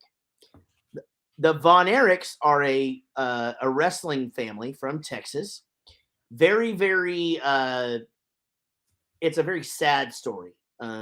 Many of them have passed away from suicide and all of that. Kevin is the only one left, and now his sons wrestle in Japan. They created the Iron Claw. So you would like put the claw. On the face, not in the mouth. The mandible claw, like Mick Foley. That shit's on the mouth. No, this was the claw here. David would do it like this, but Carrie and Kevin would do this. And it's essentially just squeezing their temples, which actually does hurt. Yep. Okay. Yeah. I'm ready. So that would have to be my finishing move because I am an honorary Von Erich. And they are very aware that I use the name, and I feel good about it. Also, Alexa Bliss, is she like the nicest human ever? She is not only the nicest human ever, but like everything around her is just she's like Snow White. She like walks in the room and everything does just brighten or whatever. But everything loses 3 feet of height. She's very small. She's only 5 foot, but maybe 5'2" in her wrestling boots, But she's the best, man. I through all of building that whole thing and just getting to know her and being friends, she's engaged to Ryan Cabrera, by the way. Well, is that true? It's true. Their wedding. I've waited all my life to cross that line. But they're getting married in April this year. Oh, well, my invite must have gotten lost because Ryan Cabrera, I wrote him like 50 fan letters when I was 12. Right. But that's fine. I guess it happens. The USPS is not what it should be. Well, you know what? They catch a lot of shit for not delivering the goods. And last question is, what is the strangest bill or band pairing you've ever been a part of? And why is it playing with Troy Millette and the Fire Below on February 23rd? Well, that is very accurate. Troy, God damn it. I was saying Millette, but it's not that. I would take it. You could call me Trevor. I don't care. Troy Millette. Yeah. Troy Millette and Fire Below. the Fire Below. Super weird that we're playing with them in Essex, Vermont. Super weird. But 2 guys named Dan in that band too. 2 guys named Dan Bishop, Dan Rahilly. In what band? In the Fire Below. Oh, I didn't know that. Yeah, Dan and Dan. So are you like Frank Turner? Like, are they a band and then they just come play with you? So they're called the Fire Below, or No, so do you know who Grace Potter is? yeah. So Grace Potter is my future ex-wife, which is a really funny joke for us, but not when you open her music festival. So we played her music festival called Grand Point North, and then the next year we got a call. Oh, this is a longer story. I hope we have time. We have plenty of time. So this is like your mullet. This is by level. This is a by level show. And Comedy. You bring it back around. Boom. That's comedy. That's culture and that's comedy. That's culture. And so we played her festival, and the next year I get a call from Higher Ground, our local club, and they're like, hey, we really want you to come play the after party of Grand Point North. I'm like, yep. And they're like, we want you to play full band. I'm like, of course. I just finished recording this record with studio musicians, so I called them. I'm like, please come play with me. And they're like, well, we can, but we only know these 5 songs. I'm like, that's fine. Know these 5 songs and then learn Mr. Jones and Renegades by Ex-Ambassadors and we'll be good. And they're like, that's not enough stuff. I'm like, it'll be fine. So I call Higher Ground back and I'm like, I'll do it. But I really need backstage passes to Grand Point North again this year. And they're like, of course. And I'm like, well, fine. I should have asked you for more money, right? Right. So this band, I'm like, great, they want us. And they're like, cool, we can't rehearse, but we'll learn these songs that you send us. I'm like, cool. So I go to Grand Point North, and as you know, music festivals take place in Satan's armpit. Like, it's either the hottest thing that's ever happened or it's freezing. And this happened to be Satan's armpit. This was hot. And so Jackson Browne was the headliner of Grand Point North that year with Grace Potter. And so I get cut off from the bar at Grand Point North at 4:30 p.m. And our band was not supposed to start playing until 11 p.m. across town at a different venue. I get cut off. So I'm using the air-conditioned bathroom. And I look to my left. I look to my left and I'm like, holy shit, that's Jackson Browne at the urinal next to me. This is 100%. No. And you know the old cartoons when you have like the angel and the devil on your shoulder? Yeah. I had like drunk brain and sober brain, right? And my sober brain is like, do not say anything. And my drunk brain is like Eminem in the movie 8 Mile. It's like, you've got one shot, one opportunity. So I didn't say anything. He washes his hands. I'm standing at the urinal awkwardly. I'm done. I'm standing at the urinal. He's wearing a very nice watch. I noticed that at the sink, not at the urinal. It's fine. And Jackson Browne goes to walk out of this bathroom and he locks eyes with me. And he does like a really cool guy chin nod, like you would expect Jackson Browne to do. Right. And I don't know what it was, man, but it was like the exorcism of Emily Rose. The drunk just took over my body. And I looked at him and I was like, hey, guess now we're both running on empty. And he walked away forever and I didn't see him again. So fast forward, they didn't know I was cut off at the next bar. So I go back, I'm living my best fucking life. And halfway through the set, I'm like, we should play Running on Empty. And they're like, do you know how to play Running on Empty? And I was like, no, but I saw Jackson Browne at the urinal and he rubbed off on me. And now I can play, not literally. He rubbed one out on you. He rubbed one out on me. And I can play Running on Empty. We play it. It's horrendous. I'd never once played it. And these guys come up and they're like, Jackson Browne, we actually worked for him. And that was the most original version we've ever heard. You should open for him when he comes back to Barrie. And I'm like, I would love to. So we drink with these people. We give them business cards. We give them t-shirts. They're walking away and they turn around and they're like, I have a question. And I'm like, yeah, what's up? And they're like, you know what? Doesn't matter. I'm like, no, ask me. They're like, no, it doesn't matter. I'm like, ask me. And this is 20 beers deep. And they're like, you're not the creep from the urinal, are you? And that's the story of how Troy Millette and the Fire Below did not open up for Jackson Browne. Oh, it didn't. Oh, darn it. Darn it, straight to heck. Oh, man. Yeah. No payoff on that. Man, I have so many urinal stories, but we're going to run out of time. I've peed next to some really famous people. I peed next to Elvis Costello. Whoa. What was it him or was it an imposter? No, it was definitely him. It was at the Grammys. I peed next to Chester. From Linkin Park? Yeah. And I look at Confident dicks. stream on that guy? I'm a dick looker, by the way. I look at dicks because I have really small penis, and so I like to look. I like to cheer for other guys. Yeah, you're like you're doing it. Yeah. So all right, is that it? Is that the last question? That was 5, man. That was 5, and then I told you my Jackson Brown story. Well, huh? I told you my Jackson Brown story. I got all 5 questions in. We're good. We did it, man. Dude, what a great hang. This was great, man. It was nice to chat with you. Nice to chat with you too. We've got a lot of work to do from the podcast standpoint. Well, Me and Rob are going on an acoustic tour starting, very soon, next week. And if you buy Double E tickets, the 23rd, I posted the link on my social media. If you buy a ticket, send me a screenshot of your confirmation, or I'll take the honor system. We'll figure out. We'll sign a poster for you. I'll give you a Fire Below t-shirt, whatever we need to do. Yeah. Okay. Love it. We start out in Hamden, Connecticut. We end in Rochester, New York. You guys can all see that up there. Troy, this is amazing, man. It's really cool. I can't wait to actually hang. Yeah, we'll be here. I'm taking you to a brewery called Black Flannel. You don't know it yet, but that's where we're going. Well, do they have Miller Lite? We'll smuggle it in. I wear a lot of flannels, and we can make it happen. All right. I don't know if I want that, but it's not a choice now. That's the problem. That's where you went wrong, was thinking that you had a choice and what the hang was going to be. Okay, can we go back to the cheese? Yeah. Well, so I'll bring you a block about this big. I have a buffalo chicken block of cheese in my fridge right now. Why wouldn't you? I don't know. Yeah, gift pack. It's I'm not taking any money from the show. I'm just reinvesting in cheese for Jaret. So is it just snow? Like, should I have something besides like regular shoes? Like, are my feet gonna get wet and shit? Like, I don't know what to do. The sidewalk plow just went by my house today, but we got 18 inches of snow like 4 days ago. So yeah. I'll keep you updated as we come, but you'll be fine as long as they're not like Crocs or whatever.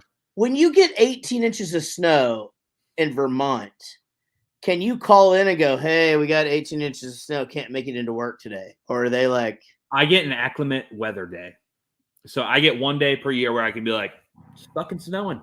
But seriously, if you just got to figure it out. Oh, you pretend to work from home. COVID. Oh, well, that's okay. That's easy. I play a lot of MLB The Show when it snows here. It's like, oh yeah, really a lot of meetings back to back today. Is that a video game? It's a video game. You're not a video game. So I've listened to a lot of your podcasts. You're not a video game guy. No, I'm not. Here's the thing. I've tried, and it's not that I don't want to be. I feel I just don't know if I'm the target demo. I tried when I had COVID. I did that Red Dead Redemption thing. That thing is wild.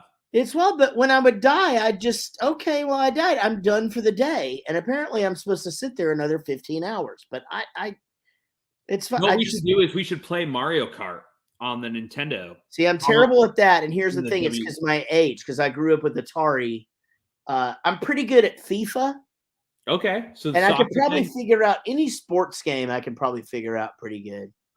Well, so speaking of Atari, can we just get into that? Like, "The Boys of Summer" is one of the best songs ever, and Rob just casually played with those people. I found that out like 2 days ago, and I was like, "How am I going to look Jaret in the eyes and know that I'm just thinking about Rob playing with the Ataris?" Well, not only casually played with them. Do you know the story there? No, I don't. I'm going to tell you the story, but I have to grab a beer, and then this is the final story. Okay, hold on. Okay. There's been a lot of stories. Also, are you going to have vinyl merch on this? I just got into vinyl collecting. Again, I bought the Drunk Hansen vinyl. I need Bowling for Soup vinyl in my life. No vinyl on this. It's 4 dudes in a Suburban, so we will have T-shirts and kazoos and stickers and things like that. But no, I'm talking for me. Fuck these fans that want to buy tickets to see you. I'll send you vinyl, but I fuck these fans. Fuck these people that I just asked to buy tickets from us. Whatever. All right. So what story was I going to tell you? I forgot. The Ataris. Rob and the Ataris. All right. So actually, I'm going to do you one better. Oh. Do you have an Atari? Nope. I'm going to produce this. Dude, I just had a crazy deja vu. This is nuts. All right. I'm going to produce this show.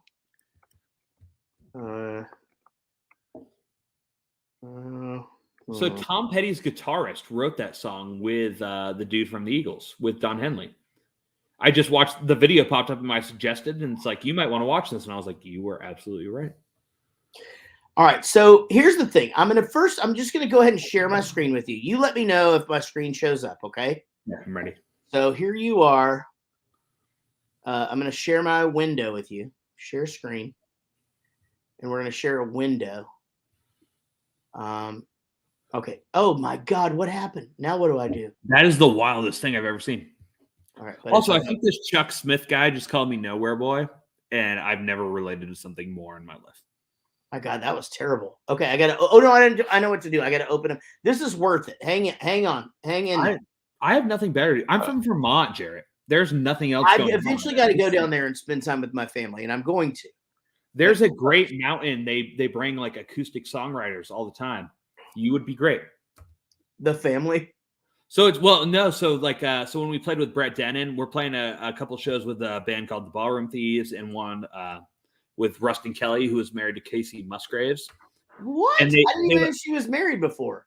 Yeah, she was married. She's my future ex-wife beyond Grace Potter. She's my future second wife. But they bring people to the mountain, and they Brett Dennen had his whole family there for a week. It was amazing. You got to get on that. All right. Okay, here we go. So I'm going to share this screen with you. Let's see what happens if I share this one. Share screen. Window. Google tab. Oh, fuck, I had it. You're so close. What if I do this? Okay, hold on. What do you see now? Okay. So if you Google Atari's drummer, right? Rob Felicetti right there, right? Boom. Okay. All right, so let me. Oh, he's that dude from Bowling for Soup that was almost fired. That's right. Now let's go to videos, and here we will see this one. Atari's frontman attacks drummer. Okay, there's Rob leaving the stage before you see this, throwing the drumsticks back. Hold on. Here we go. Now, if I full screen this. That they realize the guy they're with is fucking terrible for them. You know, it works. Anyway, this is about that. Let's go to your boyfriend's house.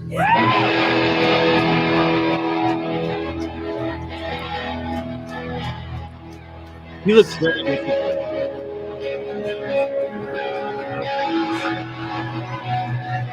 Can you see okay?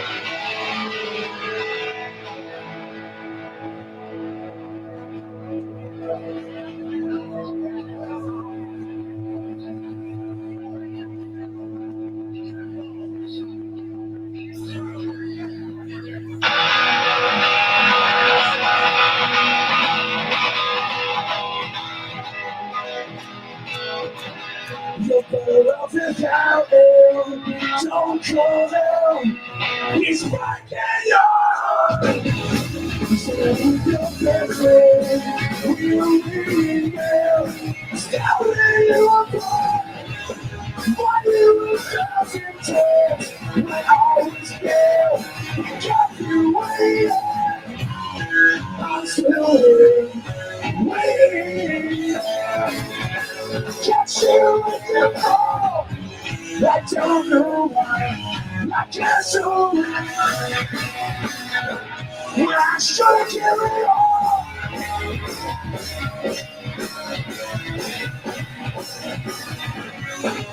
All right, guys, keep watching. I can't So wait. this is the bass player for Bowling for Soup that is playing drums right now for the Ataris. A long time ago.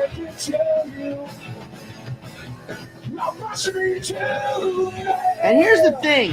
Can you hear me, Troy? I can hear you. So whoever's playing guitar is fucking terrible, right? Like it's. And by the way, we're good. All this is fine. Is the Atari just the front man? Really? Yes. So that's Chris. It's just the front man now.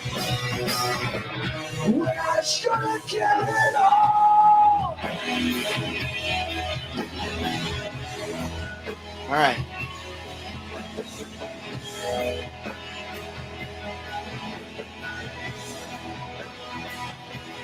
All right, I'm going to fast forward just a bit, okay? All right, I'm ready. Maybe we, instead of doing Turbulence or Erase Me, we should do Boys of Summer when you come playing it.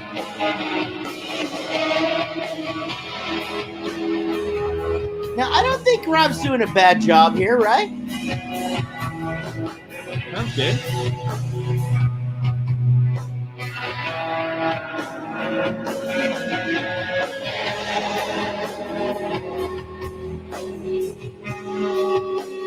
Here it comes. I'm ready.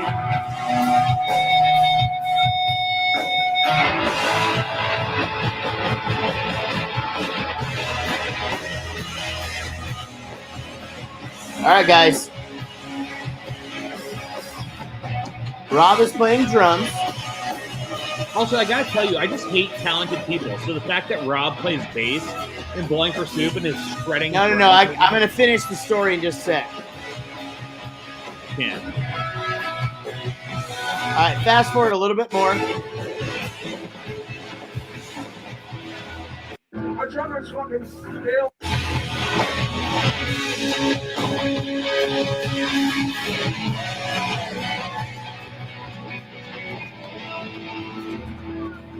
My drummer's fucking failing tonight. I don't know what his fucking problem is, but I'm gonna finish the set for myself. I'll play a few songs, whatever you want to hear, but I can't fucking do it. Sorry. We all have bad shows, but it's fucking embarrassing. I can't handle it.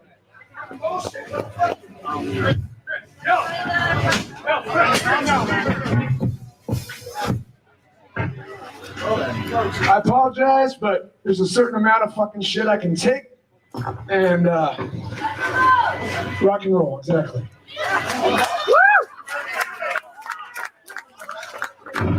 So, what do you want to hear? Let's do a bunch of songs. All right, so shit happens. basically, how you doing over there, Troy? I'm uncomfortable. Right, it's a little bit uncomfortable, right? I don't Now, know. So I want to tell can you make that a promise to me, Jaret. If you ever fire Rob, like we talked about at the start of the show, yeah, let's not do it like that. I'm not going to do it. Now, here's the thing. So Rob was drunk, but he's not the worst one on stage. The guitar player was pretty off. It's pretty bad, right? It's pretty bad. Anyway, so this thing happens. He throws a drum set at one of my best friends. And you didn't throw that drum set at me. You're right. He did it. So anyway, Rob leaves the band. Bunch of back and forth. They do like this whole thing. Rob does a rebuttal, yada, yada. Rob has played in that band again since then. Okay. Both bass and guitar. So, so here's my perspective, and I'm an outsider up here in Vermont, tapping trees and shit. Right. The Ataris are one of those bands that I think they just nailed it with the genre. 100%. And that, I don't know him. I don't know. I couldn't even name him. Their singer just strikes me as a guy who's like very artsy and knows he's very artsy. Yeah, you just really nailed it. I think you have a really good take on things, and you just nailed that. And Chris is a friend of mine. Mm-hmm. He's a friend of Rob's now. Rob's brother is Chris's booking agent. Oh, cool. That makes it easy. So no, but it's all good. I mean, that's a thing I think a lot of people regret that happened that night. Rob admits that he was too drunk to play, but again, I'm watching the video. I watched it from a different perspective now. I haven't seen it in a long time, and I'm like, he's not the worst one up there. Like, have you ever had nights where you watch? Is there videos out there where you're like, oh my god, I can't believe we went out there and did it? Because as a band that like parades the like party. Yeah, I don't know if I've ever seen a Bowling for Soup video where I'm like, they lost it. We've played those shows. There's definitely, it's happened, and I can usually pinpoint them. If I'm being completely honest, it's sort of a thing where it's like you have to know your limits. Yeah. There have been shows like backstage and somebody else, and it has been me before where I'm just like, I can't fucking remember the words to fucking anything, whatever. So everybody's had those shows, but you're still a unit. You're still up there and you get through it or whatever. And again, nothing against Chris on this thing. And I fucked with him on Pop Rocks when I did my DJ set. I'm like, this is the guy who threw a drum set at my drummer or at my bass player and then rehired him later or whatever. Anyway, so well, I jokingly say that that story. That's funny. I jokingly say that like being in a band is being in a relationship with 4 different people at the same time. 100%. And I think that like you know it at a different level than I know it, but it's like, man, to get 4 people A in the same room and B 4 people, 5 people, 7 people that agree with the direction and shit. It's tough, man. You know, it's about relationships, man. And if I could give, you know, when people ask for advice, I used to be like, get in the fucking van and go play shows. Now I'm like, surround yourself with people who are like-minded, but not just musically. It's such a crazy relationship because you just don't understand until you're out there doing it how much time you're going to spend with these folks, but also in uncomfortable situations. And, you know, like where, you know, nobody likes when flights get canceled. People react to that shit different. You know what I mean? Like it gets worse and worse and worse. It's again, if you don't have a shower for 5 days, like who's going to be able to cope? If you don't eat for 3, you know, who's going to be able to cope? So it's a crazy thing. I guess that's the inverse. So like, this is the hidden 6th question is like, I bet you get asked all the time, what advice would you give young musicians? Yeah. What is the best piece of advice you've been given by someone who is coming up in the scene below you? Or I mean, times have changed, right? In the sense Bowling for Soup made their big initial run. 15 times, man. I mean, we started out, we were, you know, we made cassettes. The way we booked tours was Musician Magazine once a year put out a magazine called the Touring Guide for Musicians. And that had the addresses and phone numbers to all the clubs, and you just made tours. Awesome. And you did it on answer machines and calling cards and all of that shit, right? It's changed so many times. So my advice to up and coming musicians changes and changes and changes. So best advice given to me, man, I have to think about that for a second. I guess it'd be, well, the covers thing for me is like, so for me in my head, like I said, so Bowling for Soup's one but of those that's my advice. That's you asked me what the advice given to me was, but yes. I'm a goddamn genius. Talk about the covers thing that I'm so smart about. But it's one of those things that the algorithm, to get the algorithm working for you, I think Bowling for Soup tapped into what is, hopefully you don't take offense to this, a much younger strategy. I mean, we just recorded an All Too Well Taylor Swift cover. And it's like, we want to get the algorithms working for when we release our original album. So you guys have a catalog of hits, like, and we could call them that.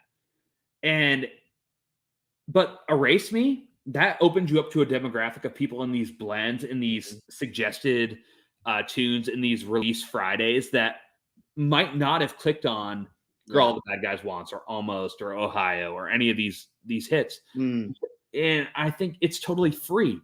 So two things about that. So the algorithm is complicated. I'm releasing a country record March 11th, solo. I use my middle name in that, not because I'm trying to distinguish anything. All my socials are going to be the same, everything.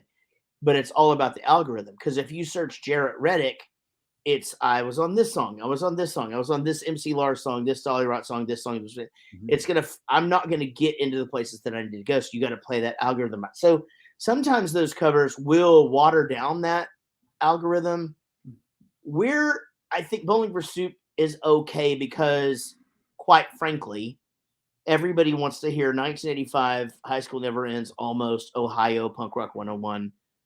You guys have a catalog, man. I'm not blowing smoke up anything when I say that I could listen to Bowling for Soup for 6 hours and not skip a song. Well, thank you. I do appreciate that. And that's the point, right? I mean, my whole thing has always just been like, I want to make music that we can make and make music that we can play and play like we sound and sound like what we make. And we play a little faster live, but you're never going to see us and go, well, that band isn't any good. It's just not going to fucking happen. You know, we're lethal because we honed in on what we do, and that's what we do, you know. But back to the cover thing, I thought what you were going to say was you got into that and you go, it's free, because it is. When we were selling no lost money. You can put that, I mean, the lost money to record it, I guess, if you're not doing it in your bedroom. But so Taylor Swift off this All Too Well is going to take what, a half of our third of a cent? 100%. That's fine. But it's going to get our original shit in an algorithm and in a playlist that we take 100% of. And even though it's only a third of a cent, if people do it 100,000 times, that's right. We can now buy hotels and that's right. gas money to make it wherever, to make it to Poughkeepsie. Here's the thing, though, Troy, and I think this is where young bands get bogged down in this whole thing about, and actually, I think all people who are getting bogged down in this, well, we're getting 1,000th of a cent per stream or whatever. Okay, well, what were you getting before? Okay, Nothing. like what? Okay, so before that, what were you getting? Well, you had to go sell a CD. So go sell that stream. It's way easier. Go get them to listen to your shit. You know, it's the same job. It is. And honestly, would I like the percentages to be better? Sure. But quite frankly, we'd never got a royalty check until streaming became a thing. Like we were unrecouped at Jive 10 years later. And which is crazy to me when you think of what Bowling for Soup did. Man, we've sold 3 million records. So to me, when I think of Bowling for Soup, and this might date me, and this might make my fanboy stats. When I think of Bowling for Soup, I think of you specifically in the When We Die video. That's what I remember waking up on a Saturday morning and turning on the TV VCR combo in my fucking high school or teenage bedroom, and that video was on VH1. Yeah. And I remember you stomping next to the table. And I remember that being like such a prominent image. The mom and dad sitting at the table, and you're like doing the punk rock Billy Joe Armstrong stomp in shorts and a fucking cool button up. And to hear that you weren't necessarily recopying that money. The Goo Goo Dolls are another really great story of they signed a horrible deal. They took the advance money because they were a punk band from Buffalo who had never made $1. And people offered them advance money, and they took it, and then released Name and Iris and Broadway and all these much songs. Much later, though. I mean, those guys were around. God, they were around forever. I mean, they weren't young when those songs hit. They were not young dudes, man. I mean, they're not. But you're exactly right. Like that band, you know, we were in the club days, and you would see their 8x10 on the wall, and they still weren't big. Right. And then Name and as you said, what a great Goo, was that record? Boy Named Goo. Boy Named Goo. Why don't you slide? Again, I don't know what the fuck that means. It was a great song. Oh, that's an abortion song, man. That's Dizzy Up the Girl. That's the next record. But with Iris, that Broadway acoustic number 3, Iris, those were all on the follow-up. Whoa, hold on. What's an abortion song? Slide. Slide is an abortion? It's So Happy. So she's do you wake up on your own? Your father hit the wall, your mom disowned you. I want to wake up where you are. The preacher's on the phone, your father hit the wall, your mom disowned you. Yeah. So it's like, do we get married? Do we do the thing? Well, what's the slide? I don't understand. Is that I don't know. I don't know that part either. Is that the baby coming out into the vacuum cleaner? Like it's just sliding out of there? Slides right out in the year 1985. Something? I don't know. It must be. It must be. Man, I could do this all night, buddy, but we probably shouldn't because I'm starting to get a little bit of a buzz. Heck yeah. I'm ready. I'm so stoked for the 23rd. Message either of us, man. If you bought tickets tonight, we'll hook you up. We'll sign a paper poster or whatever we got to do. Yeah, we will write our name on shit and devalue it for you. I do that at urinals all the time. Write your name on people's dicks? Right. Yeah. I sign dicks all the time. I write my name on things. That's a thing I do. And people are like, why did you do this? I'm like, oh, I'm in a band. It's going to be worth something. But I'm a dick signer. I'm a dick signer. Running on Way empty. back. Here's our show we got coming up in Essex, Vermont. And me and Rob start on Tuesday. And then we'll be in the UK a couple of times this spring. Troy, what a pleasure. I'm serious. I would love to discuss the idea of doing a podcast together. I think we'd kill it. Man, I'm in it. I see my buddy Andy James in the comments, and him and I just started a podcast. I would love to. I love Jaret Goes to the Movies. I just watched, and by watched I mean listened to the one. My mother-in-law says that because we do it live on the internet. My mother-in-law always says, "I just watched the something," and we're like, "Yeah, I mean, you listened, okay." The Rocker with Rainn Wilson. Whoa, that's an older one. I scrolled. I was like, this is one of the best movies ever. And I clicked on that bad boy for sure. Yeah. So. What a great movie. Troy, I can't wait to hang. I'll see you soon.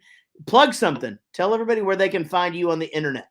Yeah, it's facebook.com, Troy Millette Music, TroyMilletteMusic.com. We're playing with Bowling for Fucking Soup. Mm-hmm. I'm impressing all of the high school girls on February 23rd at the Double E. So buy a ticket. It's going to be fucking crazy. What movie are you going to play behind you? Have you decided? I like have a big logo plan. I have to. I actually need to reach out to them before tomorrow. I need to because I got to get. If they have a choice in movies, then I'll CC me. Let's spoil something big. Okay. When I was in high school, I bought for $20 this Snapchat filter over the first Star Wars movie. Yeah. So at the end, it was like Luke Skywalker dies. Like as you scroll through your Snapchat, and I probably should be in jail. I don't know. Nobody's go to jail. Perfect. Until February 23rd. Somebody may go to jail that night. It's going to be such a party. We're going to jail. 100%. Somebody is going to jail this night, and no one can do anything about it. All right. So I'm going to play one more song to get us out of here. And then I'm going to go downstairs. I'm doing the thing where I'm burping and it's foamy. So I should have eaten lunch. Oh, my dog has farts that are telling me it needs to go outside. So that's great. Have you heard our newest song, Kill 'Em With Kindness? I have heard that, but the Brad Pitt one is the one that keeps popping up in my feed that I can't get on West Coast radio. Right. Well, it is that song comes out February 24th. You can go pre-save that now on all of the Bowling for Soup socials. My country record comes out March 11th. You don't have to keep asking about Bowling for Soup. That's literally my life, but I'm allowed to do other shit. We're in an open relationship. I'm allowed You're to. swingers. You're swinging with the country drum. Uncle As in Cracker. Yeah. Uncle Cracker on that record. Uncle Cracker is on my country record. That is true. Like, if you follow that guy, it'll be all right. Like, are you kidding me? Oh, my God. And you know what? He makes me smile like the sun. The sun. And, what's the, I Want to Get Lost in Your Rock and Roll. Oh, give me the beat, boy, to pair my shirt. If we don't end up on stage together on the 23rd, what a drunk mistake. Let's be super hammered and do that. Guys, thanks for watching us. Thank you. I will be back tomorrow in some capacity. Oh, I think I'm by myself tomorrow, so it'll be fun. Solo Jaret. Here's our new song, Kill 'Em With Kindness. And Troy, you're the best. You too, buddy. Thank you so much. I'm looking forward to seeing you in person. Sell some tickets. The Double E, the 23rd. There's a link in all our bios. Buy them.